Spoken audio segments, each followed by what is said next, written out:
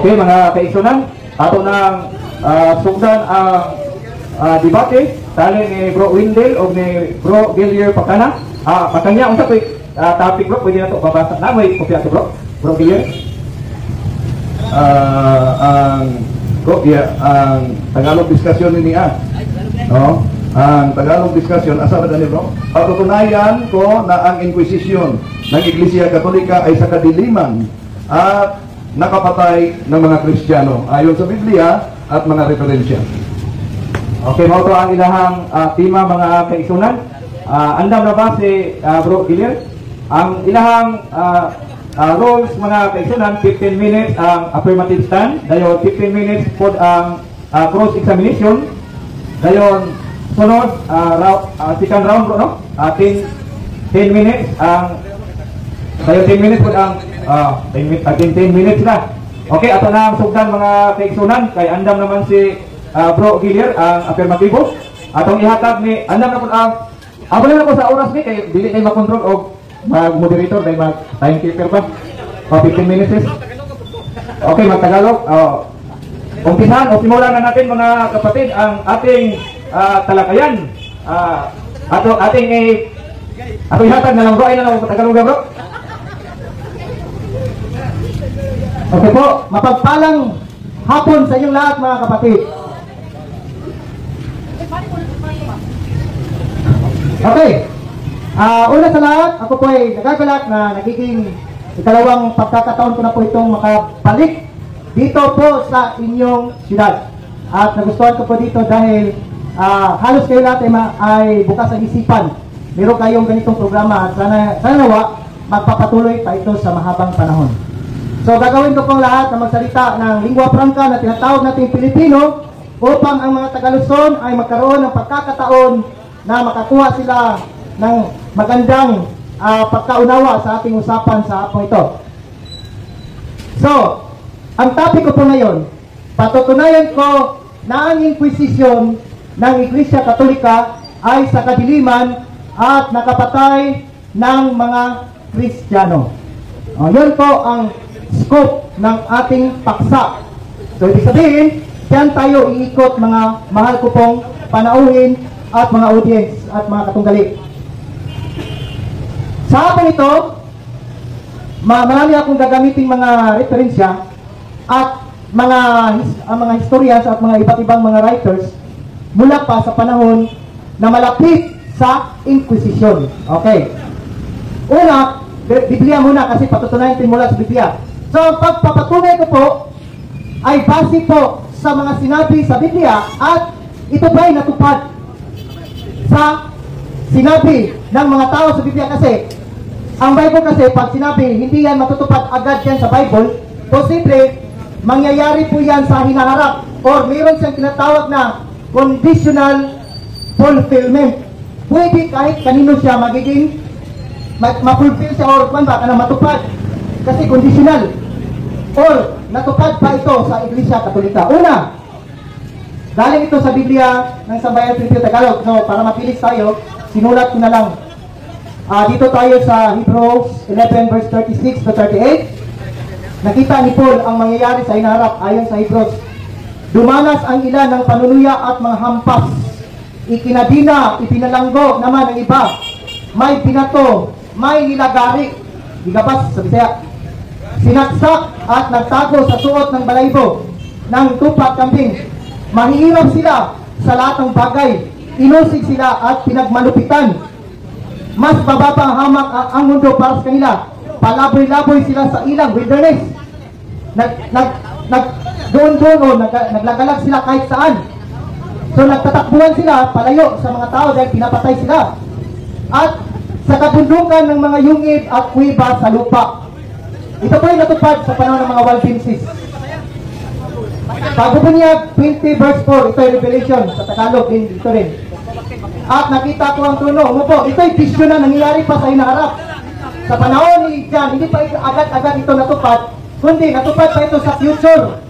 Ibig sabihin, conditional prophecy na mangyayari ito sa future, hindi pa sa panahon ni Juan, pinakita ng Diyos kay Juan na ito mangyayari sa kanyang bayan. At nakita ko ang trono, umupo sila naman yun, mga pinugutan ng ulo. Dahil sa pagpapatunay ni Jesus at salita ng Diyos, ano kinamatay nila? Bakit sila pinubutan ng ulo? Dahil binantayan nila ang salita ng Diyos at sumunod sila kay Kristo. Kristiyano, dito pa lang, pinakita na ang kahulugan sila. Okay. Pagpupunyag Guskis, huwag matakot sa pipinto mong pagdurusa. Kaya, ibubulid na ng diablo ang iilan sa inyo sa bilangguan. Future din mangyayari yan. Sino ibubulid? Yung mga tagasunod ni Kristo, ibubulid ng diablo, mga kapatid. The church can handle the truth. Libro ninyo ito. May pirma po ito ng mga kardinal. Meron siya. Meron nila po. Catholic book. Sabi nito, page 13. The greatest persecution came from the inside the church. Hindi sa labas. Galing sa Iglesia Katolika ang persecution. Not from the enemy of the church. Kasi kalaban ng Protestante at ang Iglesia Katolika. So kalaban nila ay hindi pala nagmula sa kanilang persecution, kundi inamin ng pare ng Santo Papa, nagmula pala ang pag-persecute sa loob lang ng simbahang Katolika. Ikalawa, page 133. The ungospel-like behavior by Catholics towards Christians of other churches. So, dito pala inamin na ang Inquisition talaga ay hindi pang gospel. Hindi po yan ugali ng Kristo. Yan po ay ang gospel, ibig sabihin, hindi maka-Diyos, hindi maka-Kristiyano. Okay, page 95. Spanish Inquisition, notorious. Ano ibig sabihin ng notorious? Di ba yun ang mga titulo ng mga kriminal? So, mismo ang libro ninyo, umamin, mga kapatid. Okay. Ano pang susunod? Mateo 10:22. Kamuhian kayo ng lahat ng tao nang dahil sa akin. Ngunit ang manatiling matatag na sa wakas ay siyang maligtas. Lahat ng tao, hindi na ito sa Hudyo. Di ba, paborito nyo, 1:44, di ba, Hudyo ang inyong pinaparatangan na sila ay mamamatay tao. Tingnan natin itong Biblia ng Sambayanan ng Pilipino. Basahin natin sa Roma. Introduction. Anong sabi doon? Hindi na pala Hudyo ang may karapatan pumatay, ay may kapangyarihan pumatay, kundi may kinalaman din pala ang simbahan, di ba? Sa katunayan na pag-ibayo ni Luther ang reformasyon dahil sa pagbibigay niya ng paliwanag sa sulat na ito, hindi siya nagkamali nang makita niya rito ang pag-atos sa nakatayo na iglesia na kumisay makamundo at madalas na nagbibabaliwala sa pananampalatayang dahil sa mga kaugaliang wala namang kinalaman sa pananampalatayang pagliligtas. Ang Inquisition di nakapagligtas ng tao yan, daming namatay. Ang daming sinalvage dahil sa religion, mga kapatid. Ano sabi dito?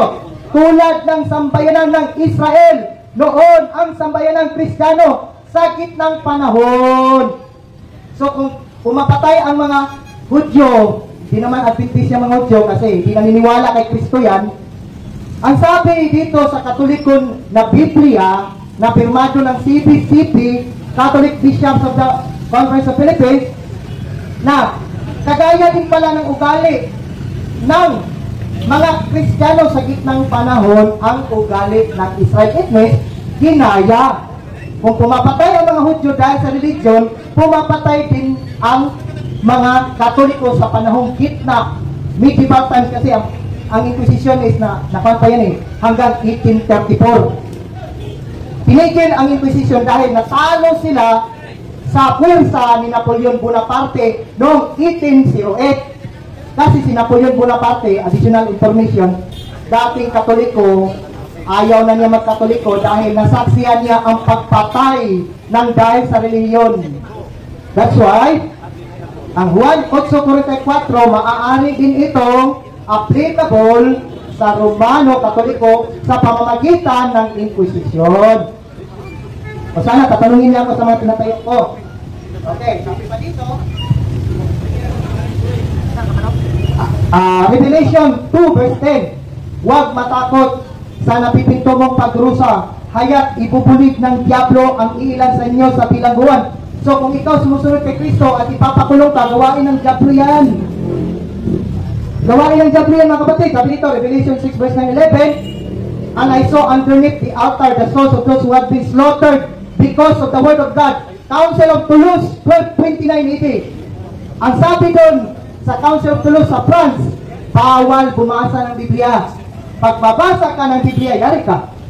ikaw ay under sa inquisitional judicial investigation. Kasi ang inquisition, inquiry po yan. Tatanungin ka ng tatanungin, di ba, nakikita niyo sa ginagawa ng ating Pangulo si Duterte at si Sara, di ba, tinatanong sila ng tinatanong ng Quadcom, dahil doon, bubutasan ka, kahit magkakamali ka, kahit di mo ginagawa, yun ang ipapataw sa'yo, maaari kang mapahamak. Ganun ang ginawa nila dati sa gitnang panahon. Ang isa sa mga una nila na biktima, ang mga Waldensians Christian. Sa pamamagitan ng Inquisition, sila ay hinabol ang iba, sinunog sa state. Spanish Inquisition, mga Hudyo na na-convert, sinunog din sila sa state. Ang mga Muslim na nagbalik Kristiyano, sinunog din sila sa state, mga minamahal kong kapatid. So dito, sa 1:44, pumapatay dahil ang ama nila ay Diablo. Anong sinabi doon sa Revelation 2 verse 10? Anong sinabi doon? Ibibilang ko sila dahil sa pananampalataya Kristo ay gawain ng Diablo. Ipapakulong ka pa. Nagpasa ka ng Bible, bigla kang dadating, wala ka namang atraso sa sibil. Bakit ipapapatay ka pa? No? Ganyan ang Inquisition. So, ngayon, dito sa The Church Calendar of the Truth, inamin dyan mga kapatid. Pero before ko ipapatuloy yan, ang mga Katoliko, mga kapatid, hindi ko ito atake sa membro ng Katoliko. Ito po'y investigation ko po base sa mga referensya against sa inaaniba ninyong sikta. Kasi sa history talaga, hindi membro lang ang nag-organize ng Inquisition, mismo ang Vicar of Christ. Mga Santo Papa, inamin ng The Church Calendar. Sorry. Ito po. Ano sabi dito? Kayo mga ordinaryo lang kayo na Christian, pwede kayong gamitin, manipulahin na nasa taas. That's why gusto ng Diyos, kasi hindi kami bias eh. Yung diyan sa last days, maraming Katoliko na sila sa ginagabayan ng Diyos at ang Diyos ay gumagawa sa kanila. Pag ipagpatuloy mo yung paragraph dyan, kailangan nilang lumabas sa Babylonia upang hindi sila maging bahagi sa kanyang sumpa. Kasi ang kanyang kasalanan na hindi napatawad, sabihin ito, nanghihingi siya ng kapatawaran. Meron ako mga evidence ito, hindi pa siya napatawad ng Panginoon. Hindi siya napapatawad sa dami-daming namatay mga mahal ko sa buhay, mga mahal kong kapatid. Ganun lang kasimple. Hindi, maraming namatay sa panahon ng Inquisition. Okay, anong sabi dito? Okay, sabi dito, page 32, recalling all the things in history when they departed from the Spirit of Christ, promised gospel. Iniwan pala ng Iglesia Katolika panahon sa Inquisition ang Espiritu ni Cristo. It means hindi na si Cristo ang nagmaniobras kanila. Sabi ng libro niyo. Sino pala? Understood si Satanas. Kasi walis kayo talaga. Walis talaga. Okay. Sabi nito, di ba, ang Inquisition ay sa kadiliman. O ito, page 85. Christians, churchmen of the past walk in darkness. Popes, bishop, priest, and laity, wounded in sin, unprinted God, and personally guilty. Pero kayo mga kapatid, hindi kayo kasama. Christians today are not involved. That's why lumabas kayo kasi may kaso pa ang Iglesia Katolika sa araw ng paghukom at ayon sa Revelation 18, meron ako mga Biblia ditong lumang-luma. May 1883 pa na Bible eh. Malapit pa ito sa Inquisition time. Ang sabi nito, mayroon siyang atraso, krimen dahil sa pagpamatay sa mga totoong Kristiyano. So napatunayan ko ng topic ko, no? Yung mga bersikulo sa Biblia, yun po ay matutupad sa Iglesia Katolika. Okay, tama. Kapatid. Ikaw kan kena nasata ko wala ka. Wala ka po. Okay, simulan na natin ang katanungan. Okay na? Narito? Okay. Okay. Dahil napaksa mo, patunayan mo na ang Santa Iglesia na ang Iglesia Katolika sa pamamagitan ng Inquisition ay kadiliman pumapatay ng Kristiyano. Ang tanong ko, una, ito bang Iglesia Katolika na binanggit sa paksa mo? Yun ba ang Iglesia Katolika na binanggit din ni Cesar Quezon na pastor ng Sabatista na ang Iglesia Katolika Seventh-day Adventist? Okay po. Sasagot po ako. 1 minute, di ba? Sige. Sasagot po ako. Hindi ko po tinatayo si Cesar Dizon, Mr. Talibong. Itatanong niyo po. Counter objection. Okay, doon ay objection. The primary, objection moderator, the primary obligation of the affirmative side is to define the terms of his proposition. At hindi yan nangyari kanina. Kaya tinanong ko siya, in definition of his terms, ginamit niya ang term Iglesia Katolika. Ang kasama niyang pastor na si Cesar Dizon, dala ko dito, sabi, basta Iglesia Katolika, Seventh-day Adventist yan. Basta Iglesia Katolika Romana, Roman Catholic yon. Kaya tinanong ko siya, batay sa definition yan.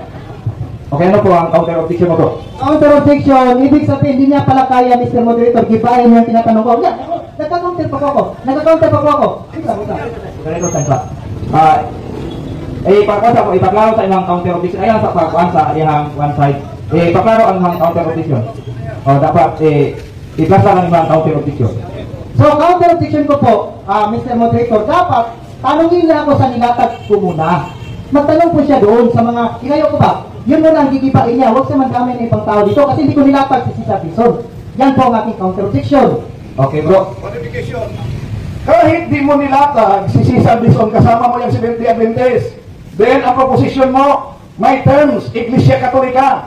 Kaya tinanong kita kung batay sa terms na ginamit mo, Iglesia Katolika. Ayon kay Cesar Dizon, basta Iglesia Katolika, Seventh-day Adventist yan. Iglesia Katolika Romana, Roman Catholic yan. Nasa paksa natin yan. Huwag kang iiwas. Sagutin mo lang. Okay, sagutin mo na lang, bro. Sige, sasagutin ko po. Ang aking nilatag po ay about po ito sa Roman Catholic Church. Kasi po dito, ito po yung nilatag ko na umamin ang Santo Papa na naglakad kayo sa kadiliman at pumapatay ng Kristiyano. Hindi ko po nilatag si Cesar Dizon. Ito pong libro niyo umamin na naglakad kayo sa kadiliman. Roman Catholic Church po ang aking kwento dahil sa paksa ko. Batay sa paksa ayon sa Biblia, ang Inquisition ay naglakad sa kadiliman. Tanong, na-research mo ba ang salitang Inquisition sa Biblia o wala? Okay, ang Inquisition, ginamit ko yung Bible. Ito po. Ito po ay natupad po sa inyong iglesia. Natupad. Through prophecy. Okay, doon ay objection. Napakalinaw, categorical question must be answered categorically. Ang salitang Inquisition, na-research mo ba sa Biblia? Sa Biblia! Kaya palitan ko ang tanong. Palitan ko na lang ang tanong. Ito, dahil sabi mo ang Inquisition, palitan ko na lang. Okay, sasagot daw siya, bro, sa tanong mo. So ang tanong ko, salitang Inquisition sa loob ng Biblia. Okay po, pakisagot po ng categorical dahil ang tanong po ni Bro Windel ay categorical. Na-research na niya, wala? Dito sa Biblia, indirect siya na may... Meron po, meron. Ang salita Inquisition, hindi siya direct. Hindi siya direct. Pero natupad sa inyong simbahan. Una, alam mo ba na kahit sa Bibliang Protestante, may mabasang Inquisition at dahil sa Inquisition, ang mga tao ay binitay sa puno ng kahoy. Alam mo ba o hindi mo alam? Okay bro, categorical bro, pakisagot ng categorical. Hindi ko po ginamit yung libro mo, Mr. Talibong. Objection, counter po, counter. Okay, doon ay objection. Wala sa ating kasunduan kung ginamit man niya o hindi siya tanungin. Ang ating debate ngayon, to define the terms of your proposition. Sinundan ko siya. Kaya salitang Inquisition, alam ba niya na kahit sa Protestanting Bible, ang Diyos mismo nag-utos ng Inquisition, kahit sa Protestant Bible, dahil sa Inquisition, may mga taong binitay sa puno ng kahoy. Alam niya o hindi? Okay bro, pakisagot na bro. Categorical bro. Ang sa akin, counter objection, pwede ba? Pwede po. Okay, Mr. Moderator, dapat doon po siya magtanong sa nilatag ko. Hindi siya gagawa ng ibang mga tanong na hindi naman sa nilatag ko. So, clarification. So, sa akin hindi niya tinanong yung mga nilatag ko. Hindi siya nagtatanong po sa akin nilatag. Okay, moderator tayo muna, bro Win.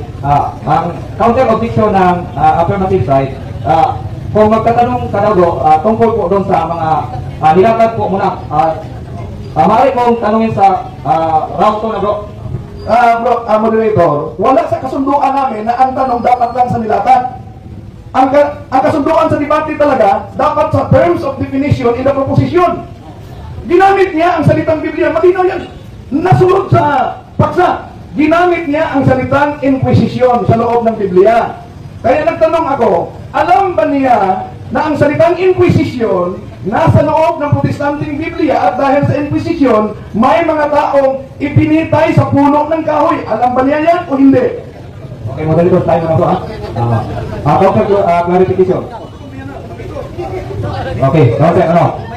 Okay, ito po. Ito, Mr. Mendela, ito. Sasagutin kita, pag aaminin mo, hindi mo kayang gibahin yung tinatayo ko. Sasagutin kita dyan. Okay, salita mo ako. Sasagutin kita kung hindi mo kayang sagutin yung nilatag ko. Lilinawin natin yan. Sabi niya, sasagutin lang ang aking cross-examination kung hindi kaya ko ang pagsagot sa kanya. Nagtanong ba ako, hindi ako sasagot. Huwag kang mawala sa sarili. So, ngayon, ito, moderator. Question must be answered categorically. Ayon sa Biblia ang referensya namin.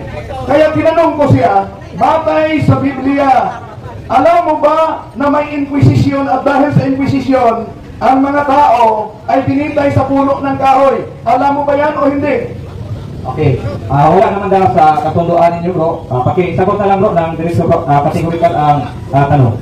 Okay, karapatan ko rin kasi malaya naman tayo. Meron tayong freedom, di ba? Sumagot. Sasagot nga ako sa tanong niya kung sasabihin niya, hindi niya kayang gibain ang nilatag ko kanina, 15 minutes yun, gibain niyo yun. Karapatan ko yun eh. Challenge po yun sa iyo, Mr. Wendell. Gibain mo muna yung 15 minutes ko stand bago kita sasagutin kung aaminin mo hindi mo kayang gibain yung itinayo ko. Sasagutin kita. Okay. Kaya nga, sinimulan kita sa term, clarification ito. Simulan kita sa term. Dalawa lang tanong ko, Iglesia Katolika, Inquisition, yan pa lang, di ba na ang tindig mo? Kaya sagutin mo, ang tanong, batay sa Biblia ng Protestante kung talagang nag-research ka tungkol sa Inquisition, batay sa Protestante na Biblia, alam mo ba na dahil sa Inquisition, may mga taong binitay sa punong kahoy? Alam mo ba yan o hindi? Okay, pakisagot. Bro. Okay, sasagot ko ako ha. Objection po ito, objection. Sasagot na with objection. Hindi, karapatan ko yan. Karapatan ko po yan. Ang nilatag ko po, ang Inquisition, patungkol sa Roman Catholic Church. Hindi po yung sa panahon ng Israel. Eh, wala ka sa paksa. Sagutin mo yung tinatangkinig ko sa talikong. Moderator, tayo po, ha? Ang tungkulin mo ngayon, bro, ay sumagot sa tanong na negative side. Huwag ka muna, mayroong clarification. Clarification muna. Huwag ka muna maratol, kapatid, ha? Ito, clarification. Sabi mo, hindi yun at home. Sabi mo kanina, sasagutin ko muna. Clarification. Hindi ako pwedeng sasagot. Dahil mag-cross-examine pa ako sa'yo. Pero objection. Ano objection, bro? Tatlong beses ka na nagkadrama ako. Hindi ako nagsalita ng masama sa'yo. Karapatan ko rin. May karapatan ako. Hindi ako tuta dito. Dapat gibain mo yung tinindig ko. Doon ako pipilit sa'yo kung magiba mo yung tinindig ko. Nagtanong ka ng iba. Instante, wala. Hindi mo nagiba ang aking paksa. Okay, moderator time. Palitan nyo na lang ang tanong, bro. Doon mo na lang itanong sa susunod na round. Okay, palitan natin. Sabi mo, ilang kahinang binanggit mo dito. The church can stand the truth. At nandito, sa aking kamay. Saan mabasa na yung paglakad nila sa kadiliman ay dahil sa Inquisition? Okay, basahin ko. Sa page 85. Okay, pakipan ko na. Page 85. So ito, sabi dito, ito po purification of the memory. Ito po yung ang kanyang main topic. Christians and churchmen of the past who walk in darkness, popes, bishops, priests, and laity, wounded by sin, they who have unfriended God in specified instances of history. So sa history, naglakad sa kadiliman ang inyong mga kasamahan. Hindi po ako nag-dream sa ngayon, ha? Walang kinalaman ngayon ang mga Christian. Dapat gusto ng Diyos, lumabas kayo para hindi kayo madamay sa kanyang kaso sa uling araw. Ang katanungan ko malinaw, batay, hindi mo sa aking kamayan. Asan mabasa sa Biblia, sa referensya ito, na dahil sa Inquisition, sila'y naglakad sa kadiliman. Palitan ko ang aking tanong. Dahil sinabi ni San Pablo sa Efeso Kapitulo 5, versikulo 8, ako noon ay naglakad sa kadiliman. Ibig ba sabihin, siya naglakad sa Inquisition? Okay, pakisagot bro.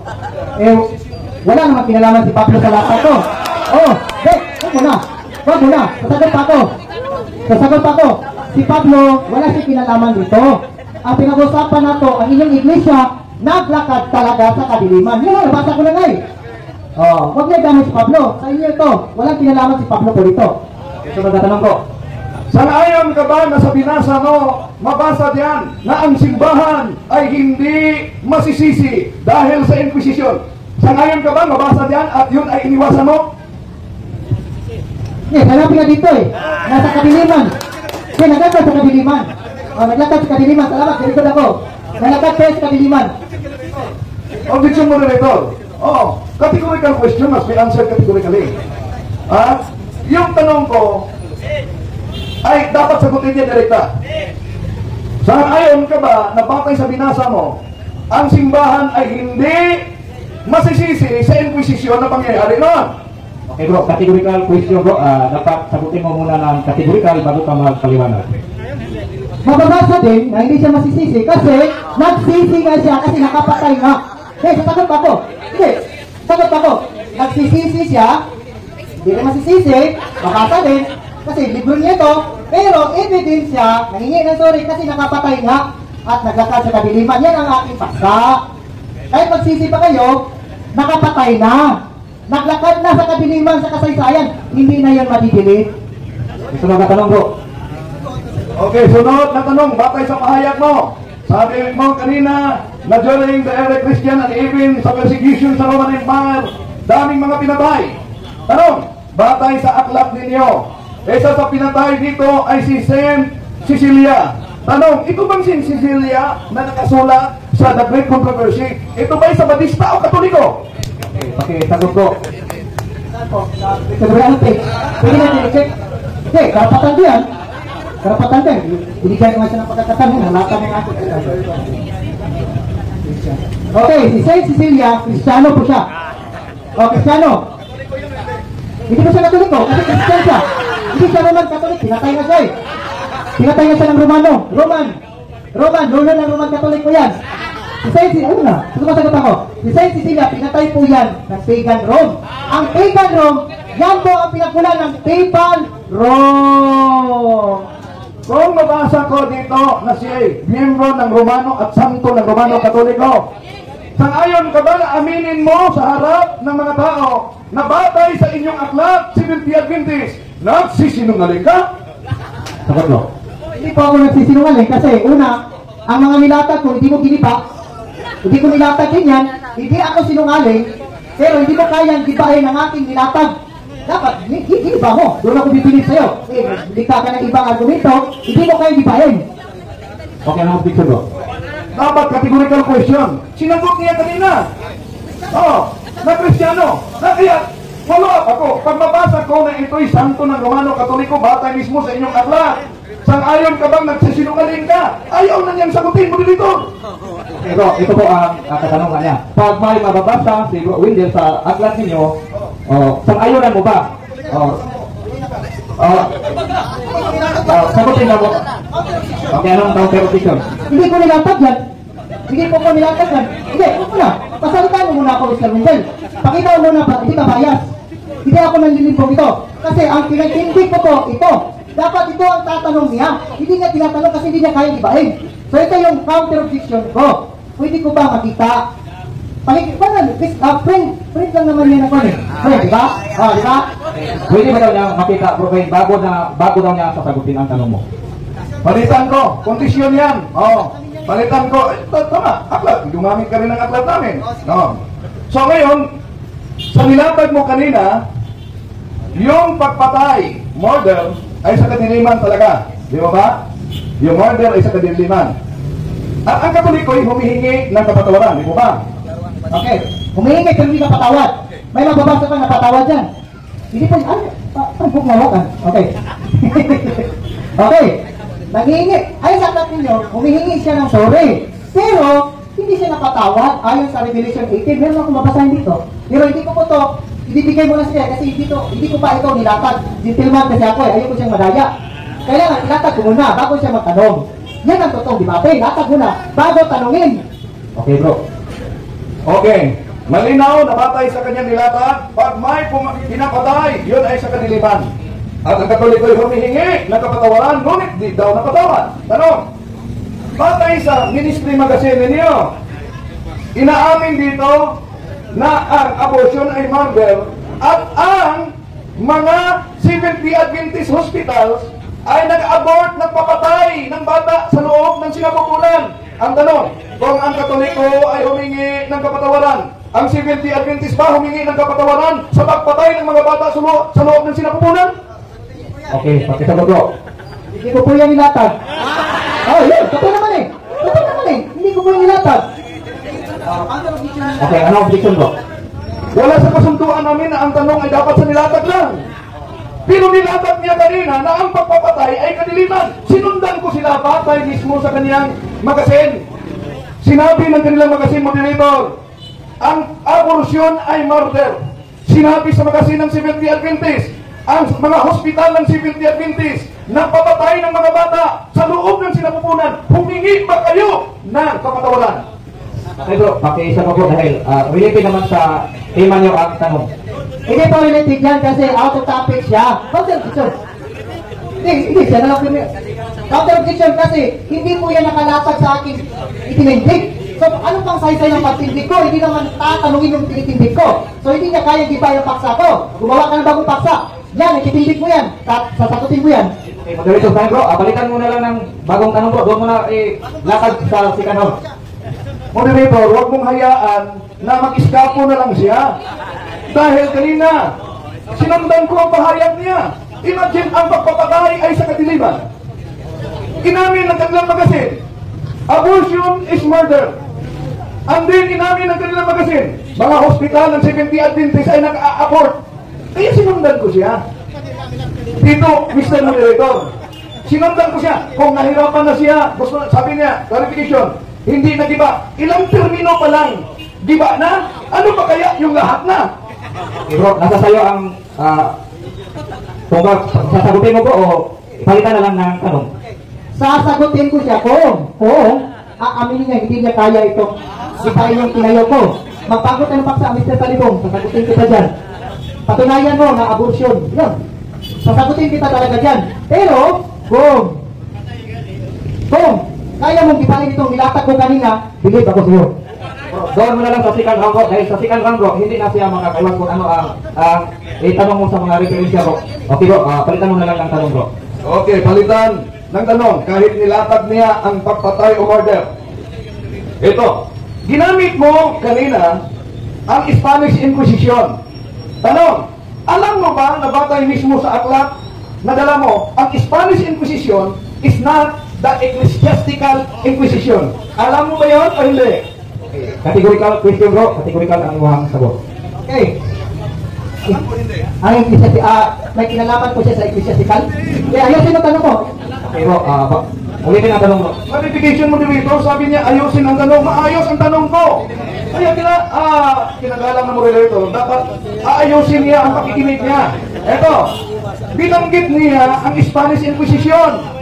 Ang tanong, ang Spanish Inquisition na napaka-worse, ayon sa aklat ito ba ay Inquisition ng simbahan o hindi? Naka mo ang punto ng tanong? Okay, pakisagot naman ang kategorikal. Ayon sa ibang aklat, ito po, ay may kinalaman ko ito sa gobyerno at iglesia. Iglesia, okay na. Sagot. Sunod, anong aklat na nagsabi na ang Inquisition ng Spanish ay may kinalaman sa Iglesia Katolika? Yan. Okay, naka mo bro? O ulitin ang tanong. Ulitin mo bro, parang okay. Okay, ito po. Kinuha ko ito sa Wikipedia. The Inquisition, ito is Spanish Inquisition. Ito, Spain. That the Inquisitors should never proceed against the Indians and the old Christians. So, kalaban na Indians at mga old Christians. Home in the Kingdom of Spain, customary to proceed. At saka, alam mo naman ito na ito lead by isang pari na si Tomas Vitor Quimada. Si Tomas Vitor Quimada, isang pare. So may kinalaman. Pare ang nanguloy. The Grand Inquisitor of Spanish Inquisition is si Tomas Vitor Quimada, isang pare. Objection, moderator. Ang tanong ko ay napakalinaw. Ang Spanish Inquisition, ang kay Quimada, nabuo yan para i-correct ang Spanish Inquisition. Nasa aklat yan. Kaya mayroong ecclesiastical inquisition to correct the abuse of Spanish Inquisition. Kaya ang tanong ko, before ni Torquemada, saan mabasa na ang Spanish Inquisition ay Roman Catholic Inquisition? Okay. Nagpapagod ako. Bago kay Torquemada, doon mo. Ulitin ko malinaw ang tanong nakuha mo ang punto ng kanyang tanong. Okay, pakita ko. Okay. Spanish Inquisition 1478 to 1834, a primary toll of religious persecution. Religious persecution po. So, ang kalaban, confiscation of property, kawaton na buong imindi, bitaw, pagkuhaon ang inyong mga yuta, kumapilti mo sa kaso sa Inquisition.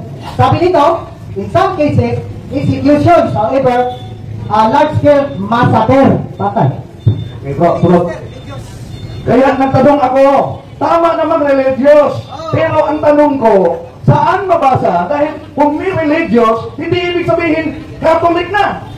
Ang tanong ko, saan mabasa ng Spanish Inquisition is the Catholic Inquisition? Ito na lang, pag mabasa ko sa history, that Spanish Inquisition is not the Church Inquisition, sang-ayon ka nagsinungaling ka. Okay. Sagutin mo na, bro. Sige po, anong aklat po yan? Pwede ko ba malaman? Anong aklat? Church history by Ernesto Balbonas eh. Ernesto Balbonas, okay. Sinabi kanina sa AI, sabi ng it is religious persecution. Kung religious, may nagalit na reliyon. May nagalit na reliyon. At saka, sino ang una? Si Tomas Vitor Quimada, pare. One question. Ito ang mabasa natin sa pahina 293. We cannot therefore blame the church for the defeat of the Spanish Inquisition. Kaya tinanong kita, saan mabasa na ang Spanish Inquisition is the Catholic Church Inquisition? Nas nga tumutan na o nas na po nga tubag. Ang ebidensya kasi, si Tomas Vitor Quimada, pare, ang nanguna. Si Tomas Vitor Quimada ang nanguna. Pare, Dominicanong pare, ang nanguna sa Spanish Inquisition. O niya, it was church and state. Church and state, nagkaisa sila dati. Kung anong gusto ng church, ay walang magawa ang gobyerno, susunod sa gusto ng mga Santo Papa. Nasagot ang tanong. Bro, natapos na, bro. Time na. Sunod, 15 minutes na po na negative stand ni Bro Wendell. Ang oras, bro. Okay, ada na? Okay, Bro Wendell. Okay, maraming salamat sa aking kaharap ngayon na Seventh-day Adventist na si Bro Villar. No? Na gigabain niya ang simbahan Katoliko sa pamamagitan ng paglatag ng Inquisition na ito dahil sa kadiliman. Pero parang nakalimutan yata ni Bro Villar, the primary obligation of the affirmative side is to define the terms of his proposition. Nilatag mo ba ang definition kung ano itong Catholic Church na binanggit mo? Ikaw ang nagawa ng paksa niyan? Dahil sabi ng kasama mo na pag Catholic Church sa balista yan, iyan nasa paksa niya ang Katoliko daw na Inquisition. Hindi niya nilagyan ng Romano. Ang panindigan pala nila, pag Catholic, Seventh-day Adventist. Pag Roman Catholic, sinundan ko siya. Di pa niya na-define. Ano ba ang Inquisition? Di ko natanong, susundin ko na mamaya. Ano ang Inquisition? Ano yan sa Latin? Yun ang dapat niyang i-define muna bago ka maglatag. Sabi niya, sasagutin ko lang. Sabi niya, ang aking katanungan, kung aaminin ko na ang nilatag niya ay di ko kayang magiba. Okay, sa termino ka lang, giba na. Bakit? May doubt nang na-establish. Bakit may doubt? Panindigan niya ng Seventh-day Adventist. Huwag mong sabihin na dahil hindi mo nilatag si Pastor Cesar Dizon, magkaiba na kayo. Yun ang panindigan. Pag Catholic Church, Seventh-day Adventist. Pag Roman Catholic Church, Romano Katoliko. Yun. Kaya, batay sa term, nagtanong ako. Ano ang tanong ko? Ito bang Iglesia Katolika na pinanindigan mo? Na naglakad ng kadiliman? Ito po ba ang Iglesia Katolika na binanggit sa inyong ministry magazine? Sabi niya, hindi ko yan nilatag. Bakit? May kasunduan ba tayo? Pag ang term ay di mo nilatag, di mo dinidefine, di mo na sasagutin, bakit iniwasan niya? Okay, research. Pwede mo yan basahin. Magazine ninyo yan. Oh, anong sabi ng magazine nila? Ito na inaakusahan niya.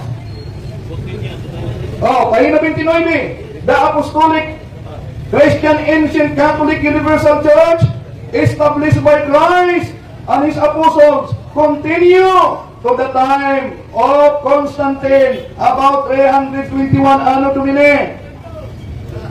Nasa magazine nila, mga sabalista, research naman kayo, na ang yung tinitira pala na dahil sa Inquisition ay tatag ng ating Panginoon Jesucristo. Ngayon, batay sa, kaya tinanong ko siya kanina, batay sa definition, alam mo ba na yung salitang Inquisition, mismo ang Diyos may utos sa Biblia?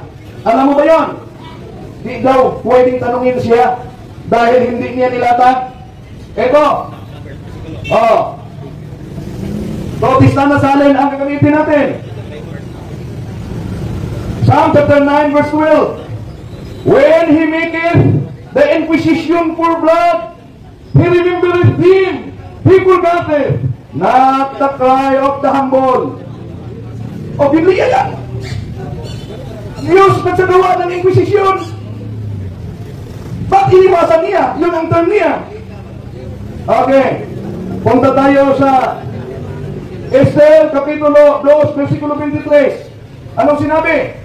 And when the inquisition was made of the matter, it was found out. Therefore, they were both hanged on the tree. Ay, dito ko siya tinanong. Alam mo ba na kahit sa Protestanting Bible, may mabasa na may mga taong binitay sa pamamagitan ng Inquisition? Oh, bakit po ba yung gobyerno civil, ayan talaga ang punishment ng Inquisition? Bakit? Dahil ang mga heretics noon, hindi katulad sa heretics ngayon, na nagkikipag-debate lang. Ang mga heretics noon, ito po, Word History by Bonice, page 290. Albigensian heresy was a very grave danger to the welfare of the state. Ano daw? Albigensian heresy. Ano ang kanilang aral? Ito ang aral ng mga heretics noon na hindi niya binanggit. Sinisisi lang niya agad ang simbahan. Ano ito? It advocated suicide. Ano daw? Pinopromote ng Albigensian heresy, magpapakamatay ka. Kaya sa kanilang batas noon, bawal yan. Oh, ito. It advocated suicide, murder, may murder pa, murder, and destruction of the churches and monasteries. Keeping these facts in mind, it becomes easier to understand why the methods of the Albigensian Crusade and the Inquisition employed against the Albigensianism.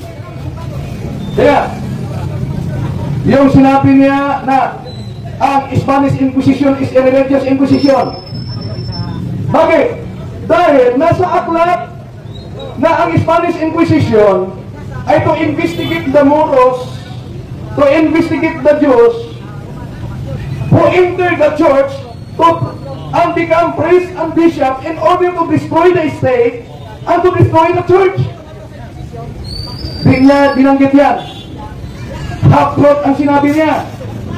Kaya, ito ang sabi sa kasaysayan. The Spanish Inquisition is not to be identified with the Papal Inquisition. O kaya nga nagtanong ako, asan mabasa na Papal Inquisition yan? Wala. Pangalawa, Di pa naabutan at sigurado ako, di niya sasagutin yan dahil patay lang daw sa nilatag niya. Bakit? Sinundan ko lang yung mga napaka-importanting pahayag sa paglatag mo. Ano? Yung pagpatay, murder ay sa kadiliman. Hindi tinanong kita, ministry na kasi ninyo, umaamin na ang abortion is murder. Ministry magazine ninyo, umaamin na ano?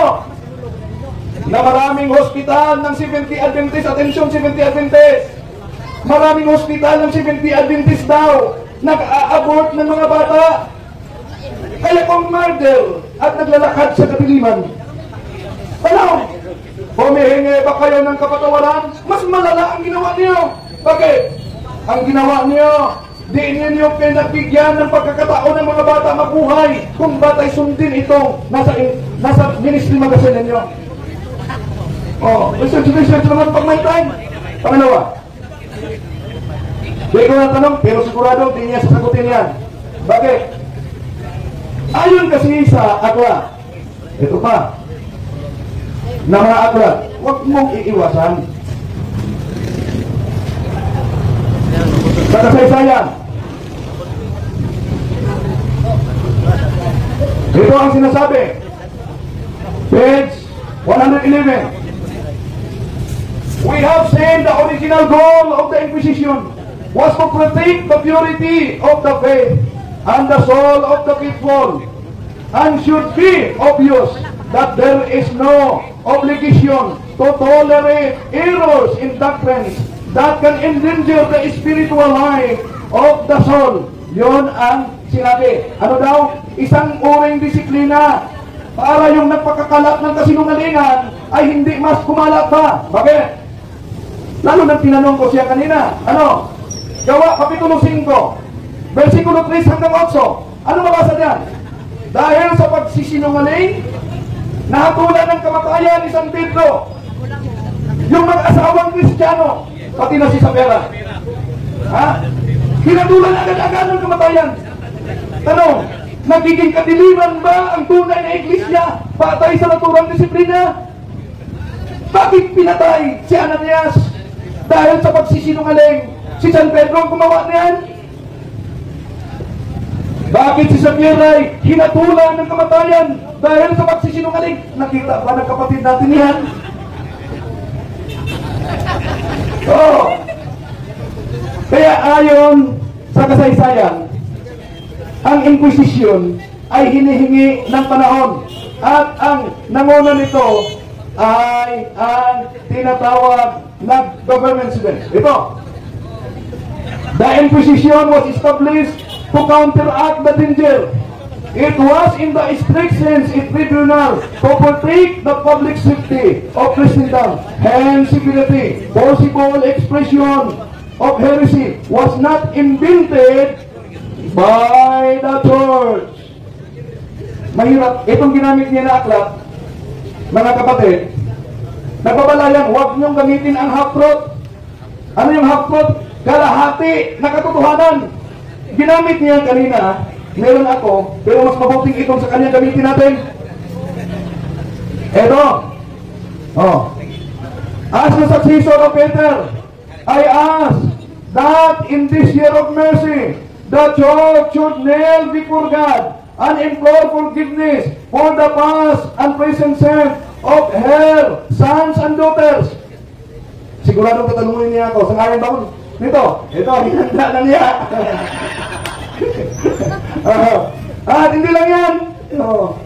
Yung sinabi niya mga obispo, mga pare, mga laiko, Santo Papa naglalakad sa kadiliman, may mabasa ba dyan sa Inquisition niya? Ang pag-amin, may karugtong iniwasan niya. Kaya ang simbahan ay hindi mo masisisi sa pangyayari ng Inquisition. Yon ang iniwasan niya. Kaya nga, walang pagkakaiba ito makabasa ng isang liham na ang liham ay nabasa niya, ang putik ay magaling para sa mata. Kuha agad ng putik at inalagay sa mata. Buta ang resulta. Bulag ang resulta. Bakit? May karugtong. Ang putik ay magaling para sa mata kung gusto kang mabuta. Di mo ba? Oh, okay. Ang dami pa na mga referensya na ginagamit natin. Pag humihingi ba ng kapatawaran, ibig ba sabihin ang buong simbahan na gumawa ng krimen, nasa aklat pa ginamit mo. Ang papay humingi ng kapatawaran sa Holocaust. Ano yung Holocaust? Nandiyan, siguro nabasa mo yan. Ang Holocaust, yung mga Hudyo at mga Katoliko, pinatay ni Hitler. Ngayon, kung humihingi ang Santo Papa, Santo Papa ba ang nagutos? Ang ating Panginoong Diyos nga, si Jesucristo, doon sa krus, humihingi ng kapatawaran para sa lahat ng mga nagkasala is an act of humility and an act of holiness. Ngunit, hindi ba ni Tomas ng Adventist na kahit bata sa loob ng tiyan ay papatayin na? Mga kapatid, ito ay nakabatay lang sa ginawin niya. Maraming salamat. Okay. Wait lang ha. Pahingahin muna natin si Bro Windel. Inom mo ng tubig. Ikaw, baka gusto mong uminom ng tubig. Meron tayong tubig. Okay na? Okay, relax lang. Okay, shout out sa guys sa mga naglantaw na ito karoon, yung mga viewers na to sa social media. Labi na kang Bro Windel sa YouTube channel ni Bro Windel o sa iyang Facebook page. O kang Bro Julie, kang Bro Tata, o kang... Bro, saan nga mo ba? Natay mga bisita karoon? Romil. Romil Spirit. Sa panahon mo ba? Aluran? Okay. Agad ang mga bisita na rin karoon. Ano bro? Adam na bro? Ano na Bro Windel? Okay. Okay, umpisan mo na ang tanong bro. Ang ating oras. Okay, hindi pa nakahanda ang timekeeper. Okay, handa na. Okay bro. Okay, magandang hapon kapatid Windel. Ito yung pong unang tanong ko po. Ayon po sa ating paksa. Ang paksa ko po, patutunayan ko po na ang Iglesia, ang Inquisition, na Iglesia Katolika ay sa kadiliman at nakapatay ng Kristiyano. Ibig ko bang sabihin, walang napatay ng Kristiyano? Oo, hindi. Ito ang sagot.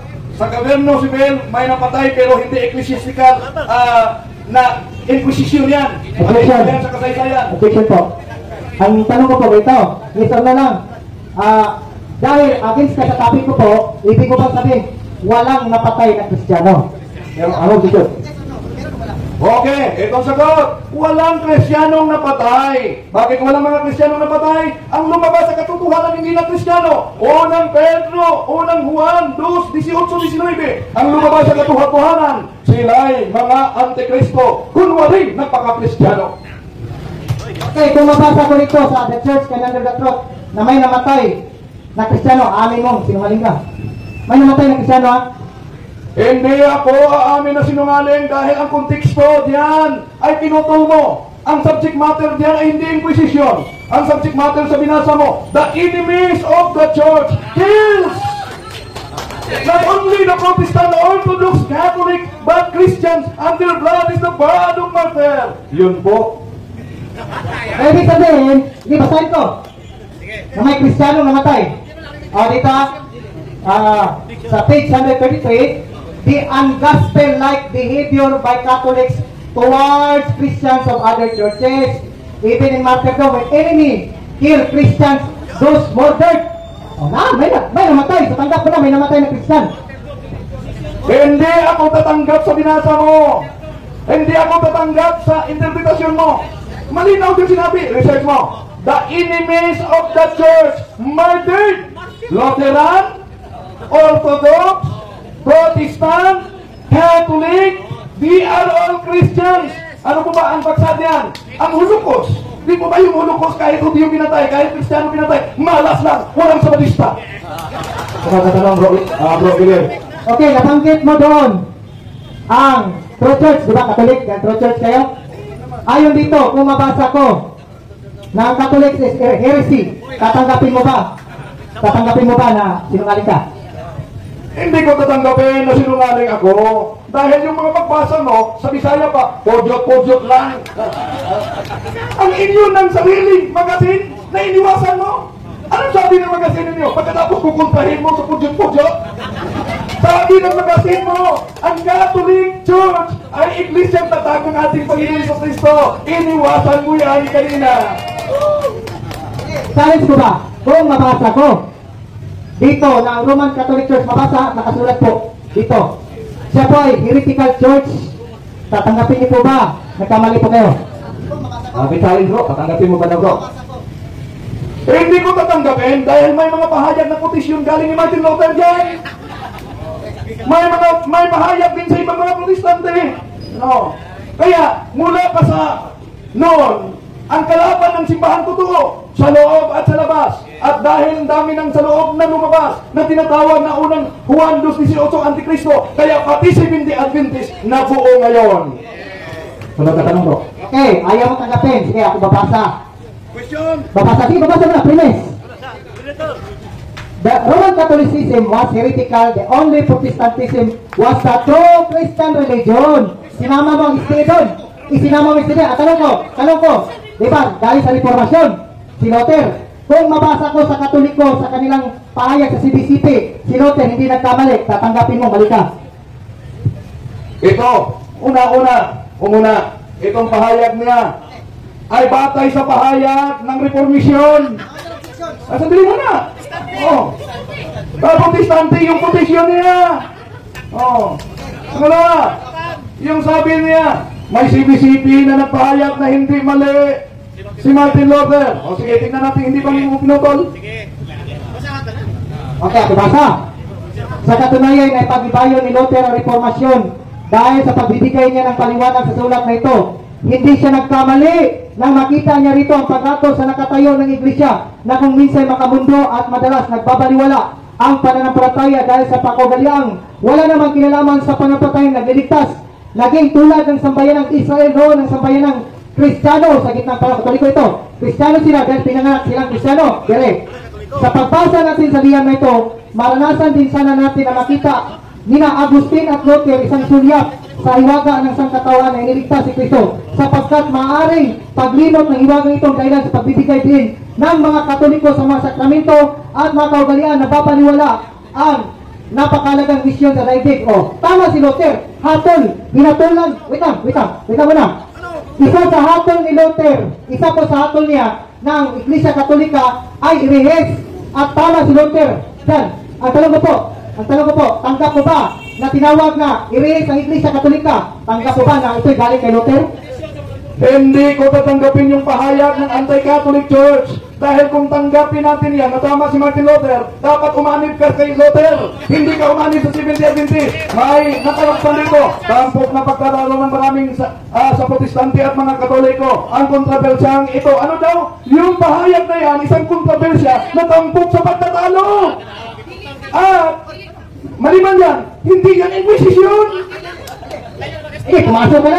Pumasok ka na sa lungga ko. Ito. Di ba, hindi nagkamali si Luther sa paghatol niya. Tanggap mo yung pagkasulat niya, no? Hindi siya nagkamali. Okay, ito ang sagot.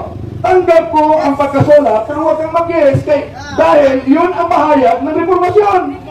Pinutol mo, pero walang kaugnayan sa Inquisition. Dahil kung natanggap mo ito, dapat Lutheran ka na. Di ka na sa Seventh-day Adventist na pumapatay ng bata sa loob ng sinapupunan. Wait, so tanggap mo ba na hindi siya nagkamali? Yun lang ang yes or no. Tanggap mo ba siya na hindi siya nagkamali? Sabi niya dito, isa sa ato niya, Katoliko na Iglesia, irehes. Tanggap mo. Kasi hindi ka na palag-palay. Ako, tanggap ko na, hindi ka mapalag pala. Sabi ko, may nakasulat talaga dyan. Pero, sabi mo na. Di ko ba, kanina? Ikaw talaga? Ikaw talaga? Di ko pa sa puso. Tanggap ko ba? Tanggap ko nakasulat yan. Pero, yun ay argumento ng mga Protestante na nagresulta ng debate ng Protestante at Katoliko. Pero kung tinanggap mo yan, bakit hindi ka lumipat kay Luther? Yun ang tanong. Bakit nanatili ka sa Sabatista na pumapatay ng tao sa sinapupunan sa pamamagitan ng abortion? Sunod na tanong. So, ibig mo sabihin, tanggap mo na pala na hindi siya nagkamali ayon sa pahayag ng CBCP sa aklat. Hindi na. Merong objection. Ano objection? Do not put the words in my mouth na hindi ko sinabi. Sinabi ko bang tanggap ko si Martin Luther na hindi siya nagkakamali? Hindi yan. Ang sabi ko, moderator, tinanggap kong nakasulat yan na pahayag ng mga Protestante na dinidilitrihan ng simbahang Katoliko at Protestante. Merong counter objection. Pagkatapos ng counter objection, moderator tayo muna. Nakasulat na kasi sa CBCP dyan na hindi nagkamali si Luther sa paghatol. isa sa hatol ni Luther, ang Katolisismo ay irihis na iglesia. Sabi mo kanina, gawin natin, tanggap mo ba ang sinabi ng CBCP na hindi siya nakamali o hindi? Bro Wen, pakiulit na lang ng sagot mo para maintindihan niya. Malinaw naman na hindi ito opisyal na pahayag ng CBCP. Hindi ito. Komisyon ito sa pangyayari noon. Komisyon. Kahit pa may implementor. Kung may implementor at may komisyon, buong pahayag na ba ay isinangayunan? Kahit nga sa aklat ninyo, kahit nga sa inyong magasin, pumapatay kayo ng bata sa loob ng sinapupunan, iniwasan mo yan. Okay, sunod na tanong bro. Nasagot naman ang tanong mo bro. Okay. Next question na lang bro. Sa follow-up question, ibig mo sabihin, ginamit na nagkamali pala ang CBCP sa paglagay dito na hindi nagkamali si Luther, nagkamali pala ang CBCP, o ikaw tama? Ito ang sagot. Hindi nagkamali ang CBCP sa quotation. Ikaw lang ang mali na kumukok yan. Okay, next question. So hindi nagkamali ang CBCP sa sinabi doon sa Roma na hindi nagkamali si Luther sa paghatol sa nakatay na iglesia. Ibig mo bang sabihin, tama talaga si Luther na hinatulan ng iglesia ay katolika na irehis? Mali si Luther, kinukok lang ang kanyang hatol. At may karugto, yon ang dahilan sa debate ng Katoliko at Protestante. Pinag-chop-chop mo eh. At hindi naman yan, Inquisition. Kanina, moderator, ayaw niyang sagutin ang mga aklat nila dahil hindi nila topic. Wala sa topic. Ngayon, moderator, pumunta naman siya paulit-ulit. Balik ka sa Inquisition. Balik ka sa topic ni bro. Sige. Alam mo ba, Mr. Kalibong, kailan natapos ang Inquisition? At alam mo ba ang years na nag-exist si Luther? Alam mo ba yun o hindi? Alam ko yan sa kasaysayan nandito. Pero yung sabi mo na huwag ka muna. Huwag ka muna nasabat. Ang Inquisition ng Sibil natapos. At yung Inquisition ng simbahan ngayon nagpatuloy. Yun ang canonical Inquisition. Hindi yan natapos. Pero yung sinabi niya na natapos sa panahon ni Buonafuerte, wala kang mabasa na tinapos na yun. Pati ang Ecclesiastical Inquisition to investigate, si Buonafuerte ang nagdeklarar. Wala na ang simbahang Katoliko. Tumigil na. Pero ang simbahang Katoliko nag-exist pa. Next question. Sino po si Buonafuerte? May sinabi ba akong Buonafuerte? Sino po yan? Ikaw nagsabi si Napoleon? Napoleon Buonafuerte. Kaya nga, sinabi mo yan kanina. Pero wala kang mabasa na referensya o diferensya na nagsabi sa panahon niya, tinapos na dahil ang Ecclesiastical Inquisition sa pamamagitan ng canon law to investigate the heretics, hanggang ngayon nagpatuloy yan. Inquisition, hindi ibig sabihin papatay na. Inquisition, from the Latin, inquisitare, meaning to investigate. Gawain mo sana yan na dapat i-define mo. Next question. So, ibig mo bang sabihin, si Luther ay hindi na siya kasama sa panahon ng Inquisition? Kasi ang tanong ko po, kailan natapos ang Inquisition? Anong taon? Maganda na tanong. Hindi ba siya kasama ng Inquisition? Ito, aklat ng kasaysayan ni Dr. Yasaide. Ang mga Protestante ay nagkasala din sa pamamagitan ng Inquisition. Sila ay pumapatay. Ang Protestante gumawa din ng Inquisition. Di niya yan binanggit. Okay. Anong picture? Ang tanong ko po, Pizza, kailan natapos ang Inquisition? Hindi yung Protestant yung Inquisition. Ang tanong ko po, kailan natapos ang Inquisition sila? Ano po? Kailan daw ang tanong ito? Dapat pizza daw ang kailangan niyang sagot mo bro. Very good question dahil may Ecclesiastical Inquisition na sinabi kong nagpatuloy hanggang ngayon. Hindi yan natapos. Pero yung Government Inquisition, Ecclesiastical Inquisition, taong 1482, kinundina ng Papa yan. At sabi dito, the Pope condemned the Spanish Inquisition, protested against its excesses. Ang Inquisition ng Spanish Inquisition 1482. Pero ang sabi niya, kailan ang Inquisition? Very good. Dahil may Ecclesiastical Inquisition, makinig ka sana. Sinagot ko na yan kanina pa. Makinig ka. Bro, hangin bro na sinagot naman niya. Meron naman siyang binanggit na taon bro. Okay, next question bro. Dapat makinig ka muna bro, na nandito si Bro Amancio, para ganyan talaga ang, sige bro. Next question bro. Okay, next question. Ito na yung last question. Dito tayo sa about sa itong angkat na ito. Biglingan ng sambayan ng Pilipino. So, iklaro natin kasi kanina, medyo nagpan tayo dun eh. Nagpalusibo tayo dun eh. Doon talaga sa Roma, sa introduction ba, na sinabi, sinulat ng mga pari sa Catholic Bishop Conference of the Philippines, na hindi nagkamali si Luther na hatulan ang nakatayong iglesia. Ito yung last question, ano? Last question. Hindi nagkamali ang CBCP, nagsulat yun, na hindi nagkamali talaga si Luther na kontrahin ang Iglesia Katolika. Last question, last nga sagot. Sa iyo nang galing yan, hindi yan sa sulat. Ang sulat, sabi kasi niya, hindi, sinasabi ng CBCP, hindi nagkamali si Martin Luther. May kotisyon lang, na yun ang resulta sa tinatawag na Catholic and Protestant debate. Pero ngayon, sinagot natin ang malinaw na mali ang si Martin Luther, kaya nga nagbuo. Hindi, mali ang CBCP. Dahil ang CBCP, nag-quote lang. Nag-quote lang. Tulad sa iyo, nag-quote ka ng mga aklat ng Katoliko. Mali ba ang aklat ng Katolikong kinukot? Hindi. Ang mali, ikaw na gumagamit. Ayun na bro, wala na bro. Hangin na ako bro, maminaw lang sa tubag o maminaw sa pangutana o hindi na naman sige o wala kong hilat, nakatawa na bro. Okay, sunod. Bahulay sa kuno. Shout out guys sa mga viewers na to karon, naglantaw na to karon ninyo, gipalibutan sa o mga tao nga naminaw karon. Nindot kayo ang panagpikik sa duha ka mga bangkitan nga mga debatidor. Nahimo naman ninon kung moderator hindi man ka koy mag-moderator ano gud. Mga naalaman ka din naalaman ka sa mga 60% na lang. Sikan ka nga nisulod na no? Siya magna bro, affirmative yaton. Affirmative yaton. 10 minutes okay, 10 minutes 10 minutes ang what na ito. Yung sa tubig bro. 10 minutes ang presentation o 10 minutes po ang cross examination. Yung sa tubig kay hanap ka ba ning mag-moderator? Sabot na mag-debate. Okay.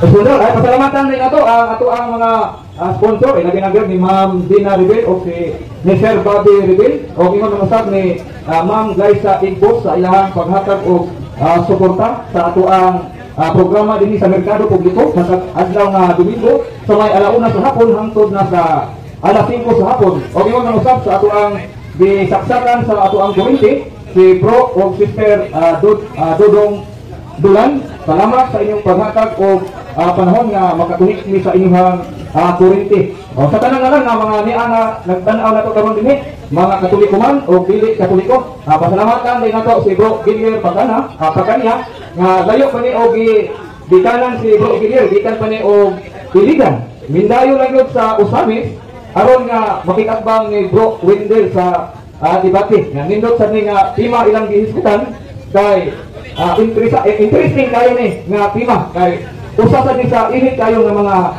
isyu diatapi sa atong mga kaigsuonan nga mga protestante nga ang mga Katoliko kuno daghan o ipangpatay. Amo na karon kamo na mo timbang-timbang kung kinsa gayon ang nagsulti sa tinuod mga kaigsuonan. Karon ato nang sugan andam na mga Bro Gilier sa imong 10 minutes nga presentation. Andam na bro? Okay. Magandang hapon ulit sa ating mga kapatid dito po sa aming lugar. So, grabe mo, ang init yung labanan. Nakakaubos ng boses. Pero, di kami nag-aaway dito prinsipyo lang talaga ang nagkakabanggaan. Pero, ang mga debatidor, mga gentleman po yan. Nakapunta po yan si Brother Wendell doon sa Iligan. Nakita ko siya doon sa aming barangay. So, masaya po ako na nakilala ko siya personal. Okay, ilang minuto? 10 minutes, no? Okay, 10 minuto. Ang aking basa, ulitin ko, patutunayan ko na ang Inquisition ng Iglesia Katolika ay sa kadiliman at nakapatay ito ng mga Kristiyano.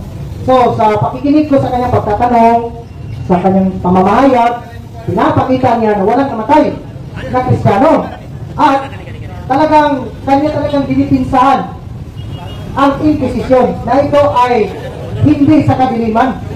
Na klaro-klaro na binasa ko na sa mga libro Katoliko na isa sa kaila na binasa natin na ang mga papa ang mga bishop at ang mga churchmen at Christian ay naglalakad sa kadiliman ayon sa kasaysayan.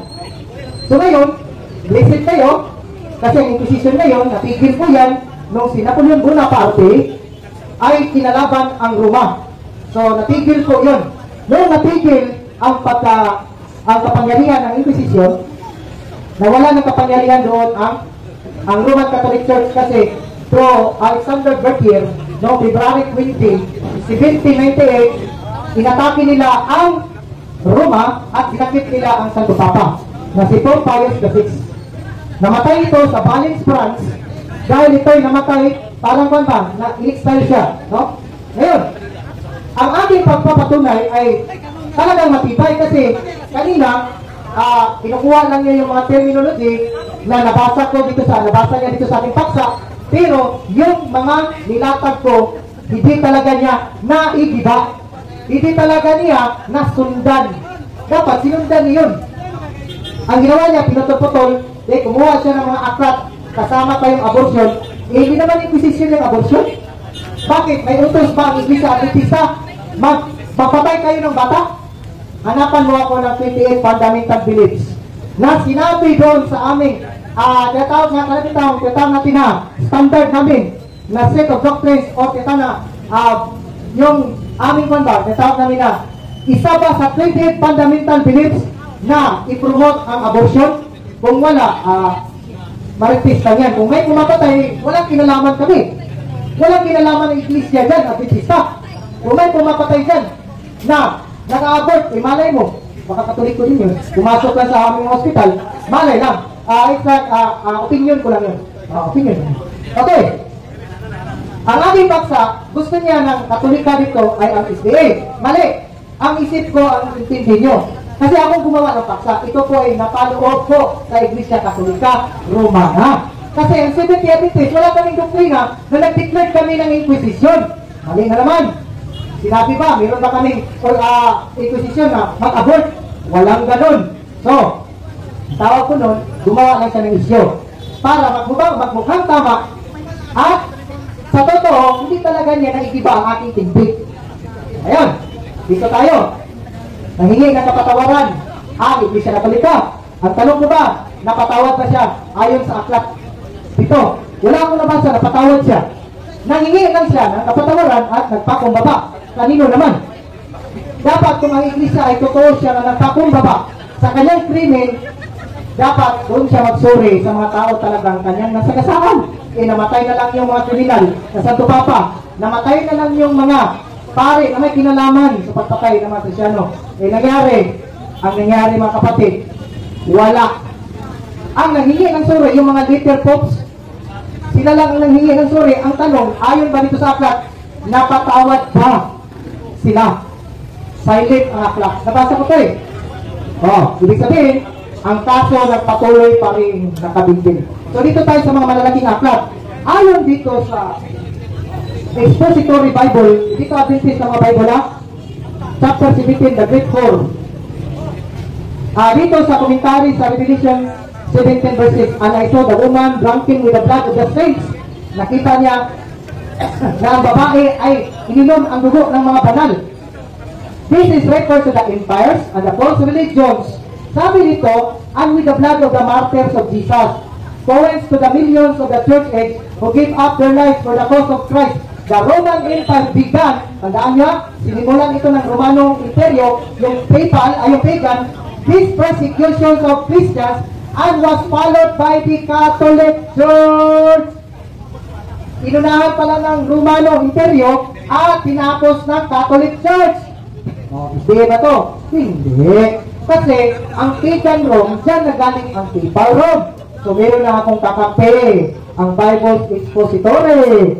So sabi pa dito, ang babae pala napatutot. Sa iba naman, UCI, hindi natin pwede gamitin yan kasi pagmumura yun. Ang babae dito na or babaeng bayaran para malinis pakinggan, walang iba, nagmula siya sa pagan Rome at naging papal Rome. Roman Catholic Church. Ito pa, ang kakapal ng mga libro, sabi pa dito, Ito ay 1883 na version ng Biblia. O, malapit-lapit ito sa panahon na nagtapos ang Inquisition. Okay, Philip's Hunt, ito ay mga scholar po ito. Sabi dito ni Adam Clark noong 1883, sabi dito sa aban, okay, the Roman Catholic powers which existed at the Reformation. Ano? Sabi niya kanina, si Luther, hindi daw kasama sa Inquisition.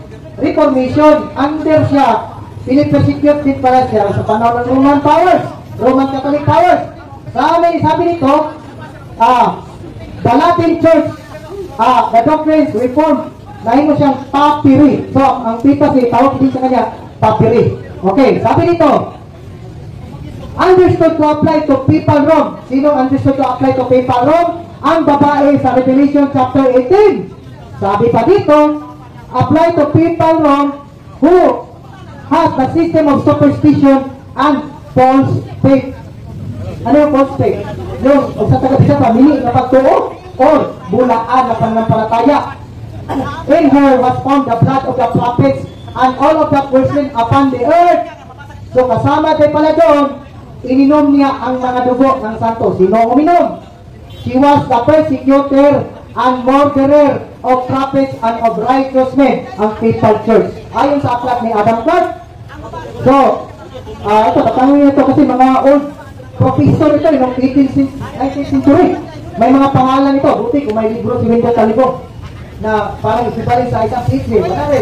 So, ibig sabihin, marami dito mga bishop. Bishop Newton, Bishop Bell, na parang naliwanagan sila na ang Roman Catholic Church pala ay ang babae sa Revelation chapter 18. Sabi dito, beholding the desolation, sabi dito, that could not attend her rescue. In the world's history, is like the and the false prophets as the papal clergy. So, ibig sabihin, bulaan pala, at siya pala yung hayop sa Revelation chapter 18. Kapag hayop, kumakain ng tao. Okay, natapos na ka. Nalaglag ang microphone. Okay, pakiayos mga bro. Okay.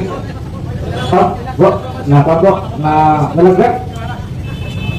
Okay, natapos na po ang 10 minuto na presentation ng affirmative side. Ngayon, susunod naman ang 10 minuto sa cross examination galing naman sa negative side. Proven? Sabi mo kanina, hindi utos ng Seventh-day Adventist na magpa-abort ng mga bata. Ano? Sino ang nag-utos na i-abort ang mga bata batay sa inyong magasin? Iwan ko po, kasi hindi ko naman ginamit po yan, at saka wala po sa 28 fundamental beliefs na mag-abort ang Seventh-day Adventist. Yan ay labag talaga sa aming doktrina yan, ang pagpatay. At kung gusto mo ikiit na isama mo kami, iwan ko, tanungin mo sino gumawa niya. Okay, dahil labag sa inyong doktrina ang pagpatay ng abortion, bakit sinabi dito sa inyong magasin na maraming ospital sa Seventh-day Adventist ang nag-abort ng bata kung walang nag-utos galing sa inyo? Hindi po utos ng aming iglesia yan. Hindi po utos ng aming iglesia yan kasi mag-provide ka ng 20 fundamental beliefs na minalibro na pwede na mag-abort. Wait na, natagot ako. Pag mayroong objection, isipin mo na sa pagsalita bro. Okay, ano ang objection bro? Ang siya magasin nila hindi utos. Alam naman, gumagawa lang din sa hospital na walang pahintulot sa leader. Kaya, tinanong kita dito, nilatag mo yan kanina. Dahil, sinabi ng magasin ninyo, pumakatay kayo ng bata, ang Seventh-day Adventist, sa loob ng sinapupunan. So, ito ba'y karumal-dumal at kadiliman na kasalanan ng Seventh-day Adventist na gumagawa? Ano ang counter objection mo? Okay, sasagutin mo. Okay. Okay, madaling tanong po yan. Hindi po namin kilala yung Adventist na po yan. At saka, hindi utos ng aming simbahan. Mag-provide sila kayo ng akrate na nasa 20 fundamental beliefs na pwede na mag-abort. At yun ay ka-29 fundamental beliefs. Author by Wendell Talibong. Sunod na tanong. Sinabi mo kanina na ang katuparan ng patutok na babae ay ang Iglesia Katolika. Ano? Batay sa talata sa pahayag 17-18, ang binanggit ba yan iglesia o lungsod? Ito po, may ebidensya, malaking aklat eh. Ang sabi nito sa Revelation chapter 18, ayon sa Wycliffe Bible Commentary, isang reformador, ito po ang the Mother Barlos, the Roman Catholic Church, di papasi. Sinasagot ko po eh. Anong posisyon? Ang ginamit niya, komentaryo ng protestante. Ang tanong ko malinaw. Sa Revelation sa Biblia, chapter 17-18, ang binanggit ba diyan ay lungsod o iglesia? Yung 17-18 ng Revelation. O, yun ang tanong ko. Napakalina po ang tanong, bro. Ang tanong, sa Revelation chapter 17 verse 18, iglesia o lungsod? Okay, sagot ako. Yan kasi yan ay simbolism. May lungsod at may babae. Ang babae, yun ay simbolo ng iglesia. At ayon sa dalawang librong makakapal, Roman Catholic Church. Tinanong kita batay sa Revelation chapter 17 verse 18. Yung nakasulat yan, sinabi ba na ang babaeng nakita mo ay iglesia o sinabi ang babaeng nakita mo, Revelation chapter 17-18, ay lungsod? Lungsod at babae. Next, masagot ako. Lungsod at babae. Parang bitag at babae ba? Okay ba? Lungsod at babae. Lungsod ng Roman Empire. Then, naging iglesia siya, naging babae. Papal Rome. Roman Catholic Church. Sabi mo kanina, humihingi ng kapatawaran ang Santo Papa, ngunit di napatawan. Tanong ko, sangayon ka ba na pag walang ebidensya sa pagpatay, walang kaso din? Okay po, sabot. Maraming ebidensya eh. Mga aklat na dito na nakapatay talaga ang Iglesia Katolika at naglakad sa kadiliman at ang paghingi ng kapatawaran ng sore, ebidensya gumawa ng kadiliman ng Katolika at tumatay ng mga Kristiyano. Ang sagot ko po, hindi siya napatawad ayon sa Revelation 18. Dahil sabi mo, may ebidensya na pumamatay ang simbahang Katoliko. At kinukot mo yan, nasa mahayag na yan, lalo na ang paghingi. Tanong, dahil may ebidensya sa pagpatay, ang simbahang Katoliko ay kasapi sa United Nations. At ang United Nations ay may international court. Tanong, bakit walang kaso na crime against humanity kung ang simbahang Katoliko ay pumapatay ng tao? Kasi siya ang sinusunod. Siya ang masusunod kasi Mr. Talibong. Kontrol niya ang lahat ng bagay. Asan mabasa na nakontrol ng simbahang Katoliko pati ang ICC, International Criminal Court? Saan mabasa? Okay no, Mother of our Lords. The Kings of, sumasagot ako. The Kings of the Earth. Basta may objection, bro. Tigil ka muna. Anong objection, bro? Categorical question, di ba? Sabi niya, ang Katoliko ay pumapatay ng maraming tao. Ang Katoliko ay miyembro ng United Nations. At sa United Nations, merong International Criminal Court. Dahil ang Katoliko ay pumapatay, bakit walang kaso? Sabi niya, dahil ang UN sumusunod. Tanong, saan mabasa na ang United Nations ay sumusunod, yun ang dahilan, walang kaso? Okay, sagot, bro. Okay, Revelation pa rin 18. Lahat ng hari sa mundo ay sumusunod sa babae. Hindi, sumasagot pa ako. Ayun makinig eh. Anong objection, bro? Napakalinaw naman, hindi ko tinatanong yung Revelation dahil sa Revelation na yan, ang tumutukoy dyan ay ang Pagan Roman Empire. So, palitan ko na lang. Ito, palit. Dahil Roman Empire ang tinutukoy dyan, at Europe Before Modern Times by O'Brien, page 181, ang persecution nagsimula sa 67 Anno Domini, natapos sa 303 Anno Domini. Tanong, sa Roman Empire, sinong Sabadista ang napatay? Okay, sagot. Sa website links sa Bakiper, naghihintay sa dalawang pagpapalito ng pwede. Hindi, sasagot pa ako. Hindi pinapaniwanan sila ko. Siguro natin, dahil ang sagot niya ay parang tanong, ibig sabihin, di ba? Kaya, isiguro natin. Dahil, ito, linawin natin ang tanong. Dahil ang Roman Catholic ang pumapatay mula sa panahon ng 67 Anno Domini hanggang taong 303 Anno Domini, sinong isa lang ituro ninyong membro ng Seventh Day Adventist na pinatay? Dapat, bro, magbigay ka ng pangalan, bro, dahil yun ang tanong. Okay. In purposes, wala pa kasi na-organize natin. In purpose, Seventh Day Adventist talaga siya, si Jesus Christ. Sa Bakiper, At siya ang hinihintay namin babalik sa lupa. Yan ang kanyang request, Seventh-day Advent in purpose. Ang tanong ko, malinaw. Hindi, moderator objection. Hindi ko sinabi kung 70 Adventist ba si Cristo, claim nyo lang yan. Ang tanong ko, dahil pumapatay ang simbahan katoliko, sinong 70 Adventist ang napatay sa taong 46 Anno Domini, 67 Anno Domini, 303 Anno Domini? Kung kiniklaim ninyo na ang simbahan katoliko ang patotot, sino ang napatay? Ang tanong mo, ang sagutin mo, huwag mong sagutin na si Kristo ay sa keeper. Dapat magbigay ka ng pangalan. Okay. Sino? Ako, marami sila. In spiritual, true Christians na, true Christians. Isa pa dyan si Peter Waldo. Masagot ako. Sumasagot ako. May mga Waldensians na 7-day Sabbath keeper. In purpose nga eh. Meron. May mga aklat kami. Meron ako dito. Okay. Meron ako. Okay, mo. Huwag mong gamitin yung iling ko buhat na lahat. So, dahil sa inyo yan, mga moderator, ang tanong ko malinaw. Sa taong 67 Anno Domini, 303 Anno Domini, sabi niya may mga sabatista, 70 Adventist pinatay. Isa lang. Sino ang napatay? Okay bro, yun ang sagutin mo bro na nabili mo? Meron, marami. Isa sa mga kasama ni Peter Waldo, si Stephen, ano yan? Diba, pangalan pa? Pangalan ang tanong eh, ba? Ipaulit natin ang tanong. Ulitin ang tanong bro. 67 Anno Domini hanggang 303 Anno Domini.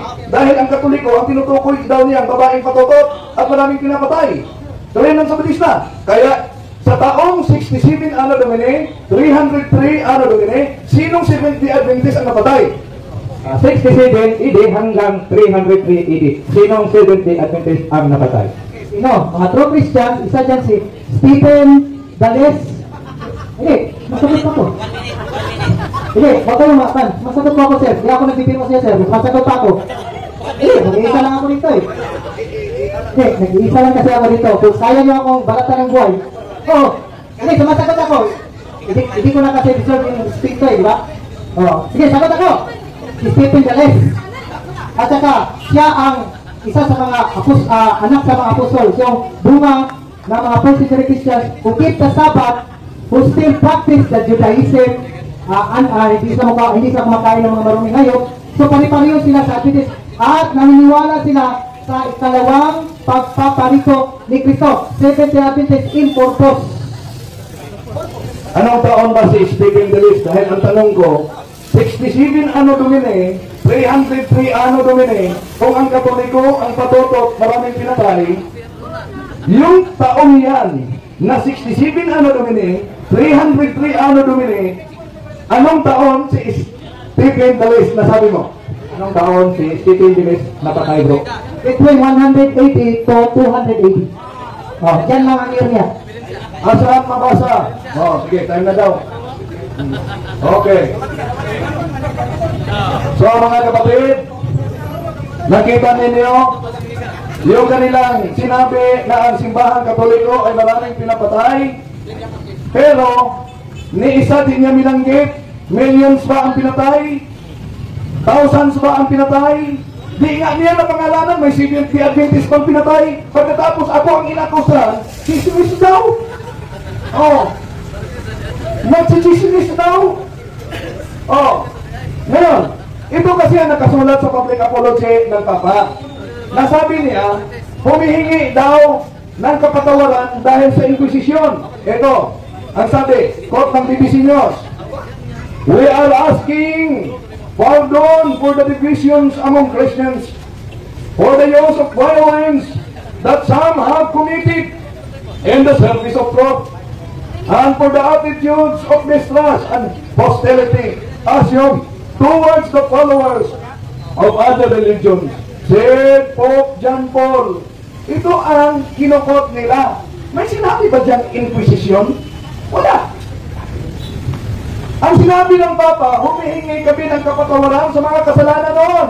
Kung ang simbahang Katoliko ay patotot, may patotot na humihingi ng kasalanan, kapatawaran? Bisik-bisik lang ang papantayin. Pangalawa, Ang daming talata, bakit di ko na lang tinanong? Dahil wala naman sa kanyang paksa ang ginagamit niyang talata. Ginamit niya ang John 8:44. Oh, meron ba diyang mabasa? Kaugnay sa Inquisition na lumalakad ng simbahang Katoliko sa kadiliman? Wala. Ginagamit niya Revelation. May nabasa ba? Wala. Yun ay kaugnay sa Roman persecution. Europe Before Modern Times by O'Brien, page 181. Anong sabi? The principal reason why the Roman state tried to crush the church was a political one. The Roman government oppressed the people and ruled by force. Such a government did not permit an organization like the Catholic Church to exist. The Christians would not adore the supreme in all things, would not accept the emperor as God. Now, ito sa 7 lies about Catholic. Anong sinabi nito? Ito ang babasa natin. One of the famous, ito'y kaugnay na sa Ecclesiastical Inquisition. Inuugnay talaga niya ang Government Inquisition at Ecclesiastical Inquisition. Naiba yun.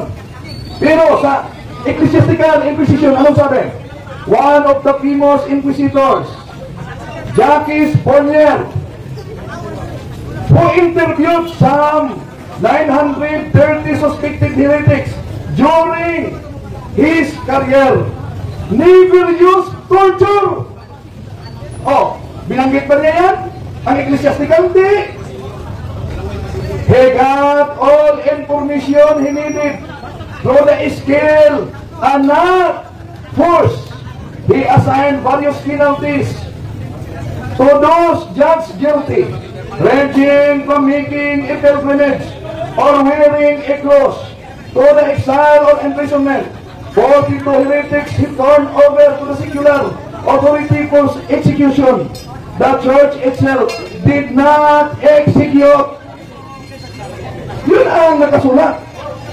Kaya, tinanong ko siya kanina, mga mahal na kapatid, yun bang mabasa sa Revelation chapter 17 verse 18, yun po ba ay kaugnay sa Iglesia o yun po ba ay kaugnay sa lungsod?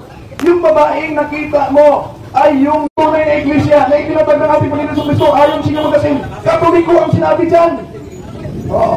Hindi 70 Adventist. At hindi lang yan, mga kapatid. Ito ang pinaka-delikado. Bakit? Ito, aklat ng 70 Adventist. Dahil, kung sa kanilang magasin, sabi niya, ina-counter ko kasi ang claim niya. Ito, 1863 pa nagsimula ang 70 Adventist ayon sa kanilang aklat. At hindi lang yan. Napakadelikado pag umanil ka sa siktang inaniman niya. Bakit? Ito aklat niya. Nila, 70 Adventist. Baka, tatanungin ako niya mamaya, saan at ano ang prueba na ito'y aklat nila. Bagong away. Ito, aklat nila, 70 Adventist. At may patunay ako na sa kanila talaga ito dahil ginamit ng pastor nila at dala ko. Ano sabi dito? Lilitaw ang mga bulaang mga ngaral, bulaang propita, at isa na dito, si Ellen Goldwhite. Nasa aklat nila yan. Yun ang resulta ni Martin Luther. Pagkatapos sabihin mo, si Martin Luther ay hindi mali, lilitaw nga ang mga bulaang propita. Isa na si Ellen White daw, sabi sa ilang aklat. Kaya, napakadelikado mga kapatid. Ang sikta na nag-aakusa ng simbahang Katoliko dahil aklat nila mismo ang nagsabi na ang founder nila ay isa sa mga bulaang propeta. Ano ang resulta? Pagkaanib ka sa bulaang propeta, ano ang resulta? 2 Pedro 2:1. Delikado, nanganganib ang kaluluwa. Kung punta tayo sa Inquisition, pagpatay sa makasalanan, katawan ang pinatay. Pero pag umanib ka sa bibig sikta, hindi katawan ang pinatay, pati kaluluwa. Kaya isip-isip kayo naman sa pulis na, bakit? Dito pa, aklat ng 70 Adventist, Last Day Events by Ellen Goldwhite. Anong sabi? Ito ang mabasa.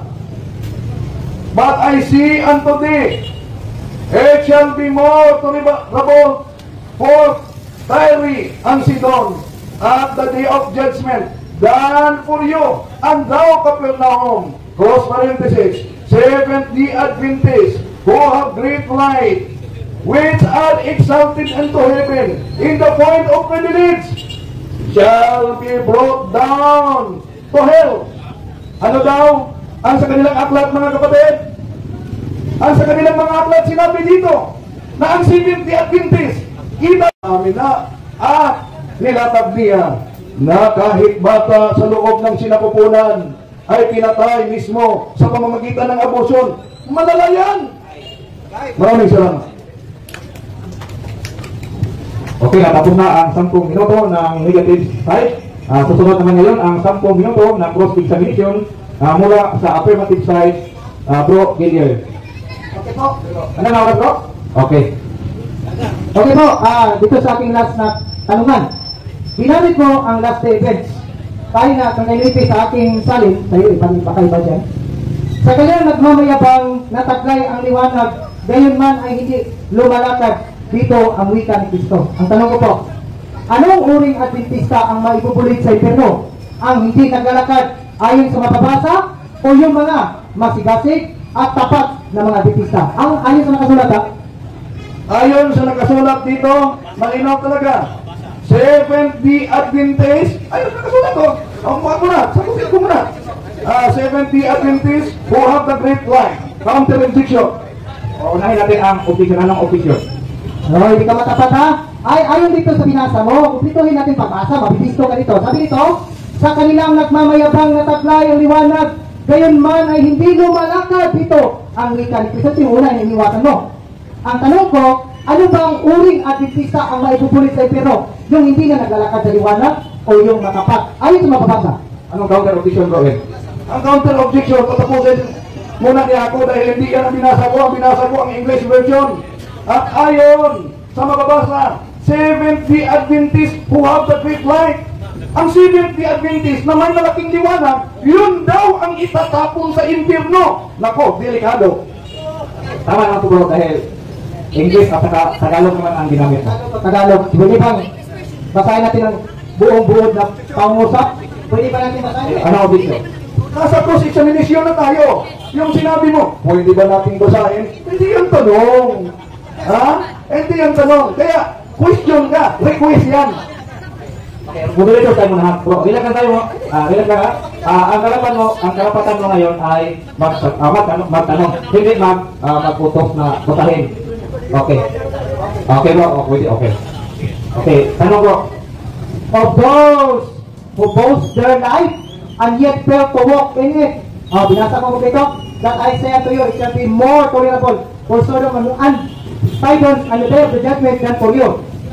The Seventh-day Adventist as a great light exalted in heaven shall be brought down to earth. Ang tanong ko, ayun dito. Ayun dito. Anong sinabi dito sa taas? Who boast their light and yet fail to walk in it. Tama ba o mali? Tamang-tama talaga na sinabi ni Ellen Goodway na ang Seventh-day Adventist na nangaglakad sa liwanag, tatapon sa impyerno. Di ba kayo nagtaka yan? Naglakad ka sa liwanag, pagkatapos impyerno ka patungo. Aklat nyo yan. Sunod na tanong. O dyan pa rin. Pwede, hindi mo binasa yung who boast their light and yet fail to walk in it. Iniwasan yung fail to walk in it. May liwanag na, pero hindi na naglalakad. Hindi na naglalakad sa liwanag. Okay, tanong. Ay, official, bro. Mayroong official. Nakomentaryo na, hindi na siya nagtatanong. Kaya tanong, categorical question, mas may answer categorical na eh. Dali question. Okay, tanong, bro. Sige, bro. Okay, ang tanong ko sa iyo, bakit sa nakasulat niya, maging matapat po tayo ha, yung sa taas, sa pangusap, sinabi ko dyan, has a light and yet fail to walk in it. Yung nabigo. Nabigyan niya isa buhay yung liwanag ni Kristo. Ang tanong ko po, tama po ba yan o mali? Ang buong nakasulat, tama talaga. Na ang Seventh-day Adventist na may malaking liwanag, tatapon sa impyerno. Tama! Sabi, tanong. Sunod tanong, bro. Ako naman, hindi naman ko tutor kasi may mga Adventista naman na hindi na naglalakad sa liwanag. Anong objection? Kung mayroong objection bro, hintayin muna natin. Ano, objection ko? Dahil, hindi yung komentaryo mo na yun. No, very question.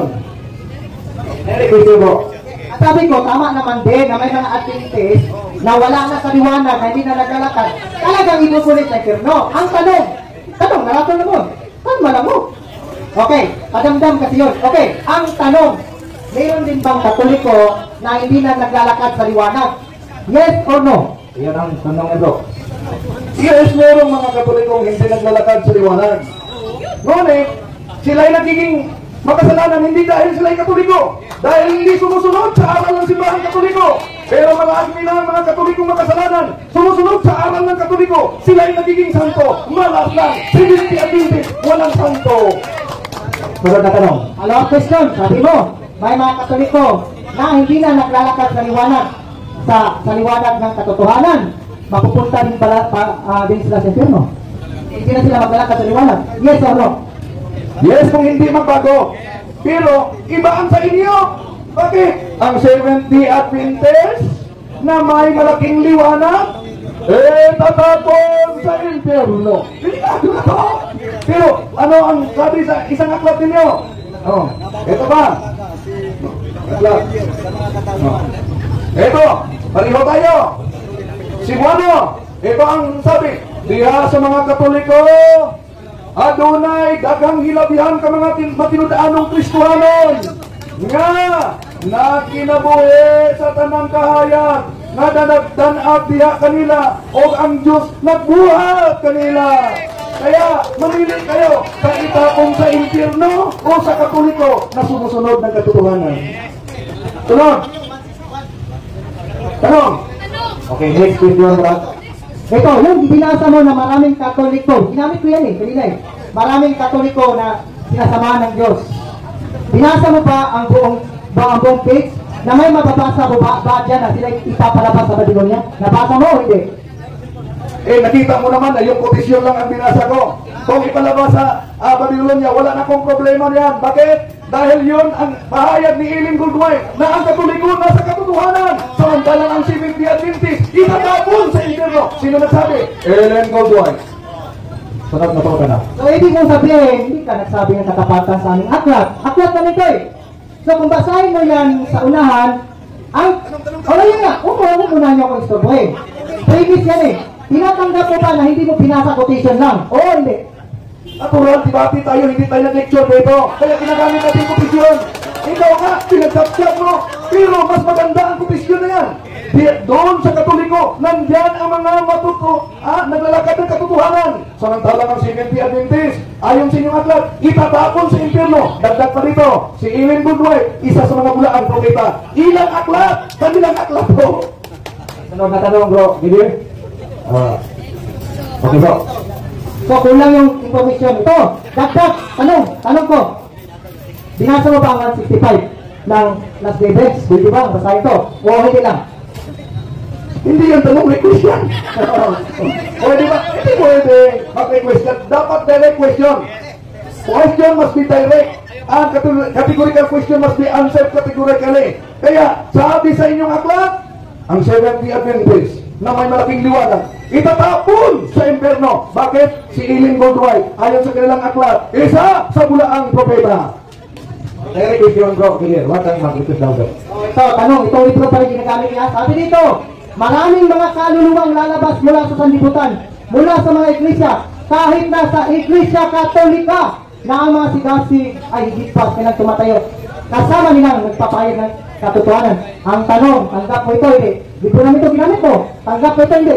Ipapalabas pala sila. Kahit sa iglesia Katolika, tanggap mo, hindi. Tanggap ko na pahayag yan ni Ellen Goldwyn ay palabas. Pero sa Biblia, ano ang resulta? Unang Juan 2:18-19, ano ang resulta? Sila'y magiging Antikristo. Bakit Antikristo? Sabi ng aklat ninyo, si Ellen Goldwyn, isa sa mga bulaang propeta. Isip-isip naman kayo. Next question. So, napumilang ka ngayon sa aklat namin. Ulitin ko Kanina, sumagot po kayo na tanggap. Dali mga bro ha. Merong objection. Anong objection bro? Huwag niyang ibigay sa aking bibig ang hindi ko sinabi. Tanggap ko na sinabi yan ni Ellen Goldwyn. O, tanggap ko na may aalis, pero sa Biblia, tinatawag na mga antikristo. Tulad din ng good boy, tinatawag ng aklat ninyo, bulaang mga ngaral. Huwag ko namang sige na, okay na. Okay, ito. Sa sunod na kalugsod, karamihan ay tatanggap, dahil sinabi mo, tatanggap na, ng pananampalataya at sasanib sa mga hukbo ng Panginoon. Ang tanong, saan sila sasanib yung mga lalabas sa Iglesia Katolika? Sa demonyo o sa Panginoon? Sagot, kategorikal. Ito ang sagot. Natural. Sa tunay na iglesia. Ano ang tunay na iglesia? Nasa magasin ninyo. The Ministry Magazine. Iglesia Katolika. Ang tunay na iglesia. Itinatawag ng ating Panginoon sa Kristo. Tanggap ko. Na yung picture. Anong picture? Ang tanong ko, ayon dito sa last evidence, kasi tanggap ko na pala na mababasa ko na may aalis sa Iglesia Katolika. Pag alis sila, paglabas sila, ayon sa aklat na ito, saan sila papanig? Sa Panginoon o sa demonyo? Sa Panginoon, sa demonyo lang. Kategorikal. Ito, categorical answer din. Saan sila papanig? Ayon sa aklat. Tinutuntasan ko din sa aklat ninyo. Bakit?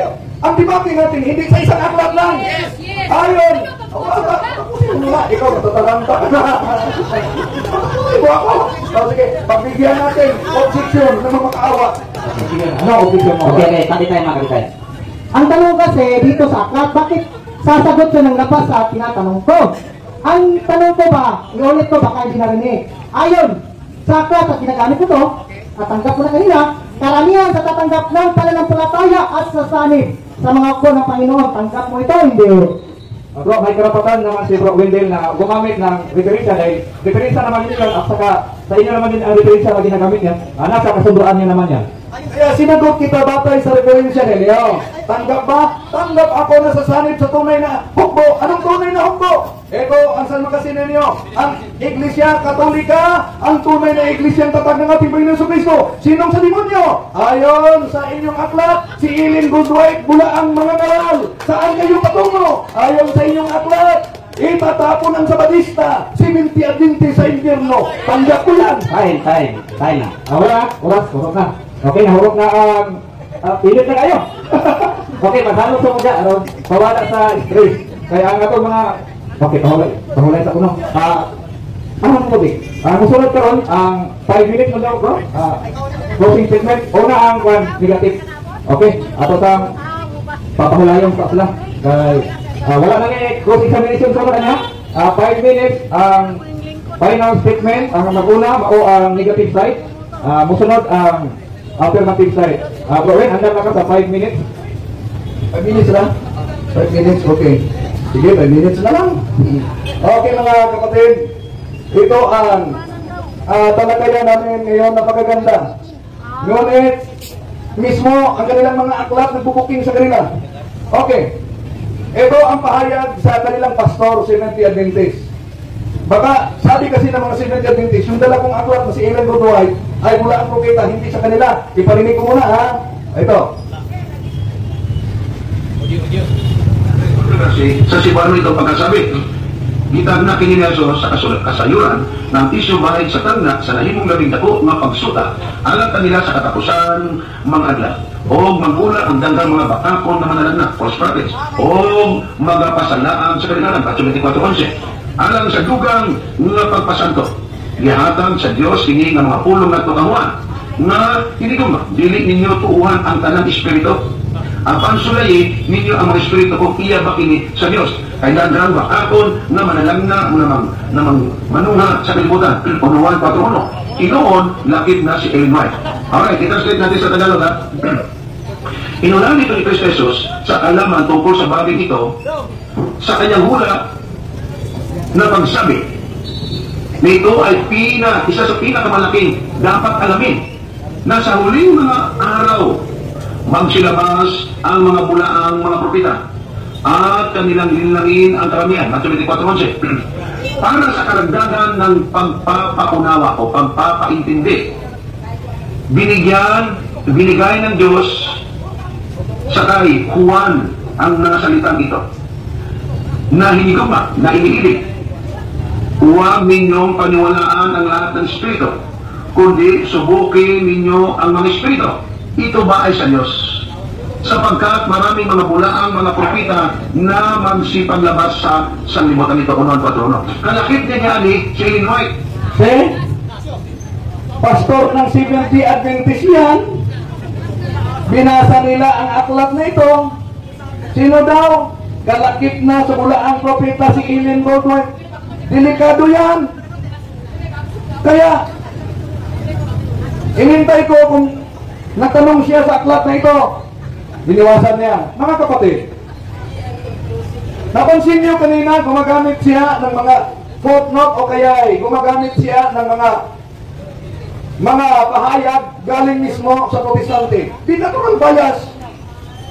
Protestante gumagamit anti-Catholic. Magkaisa kayo. Pero ang ginagamit ko dito, kanilang aklat mismo at magasin. Seventh Day Adventist. Ngayon, pansinin ninyo mga mahal na kapatid, sino ang Karmal-Dumal? Tama naman na may history ng Inquisition, ngunit ang history ginamit nilang history. Pagkatapos, ito ang dapat ninyong mag-isip na kayo. Bakit? Nakita ninyo sa mga aklat nila. Si Ellen White, isa sa mga bulaang propeta. Aani pa kayo yan? Kaya, ikinakalat yung kabulaanan. Natanong nga ako, kung ang Katoliko maraming pinatay, pero kung ang Katoliko, crime yan.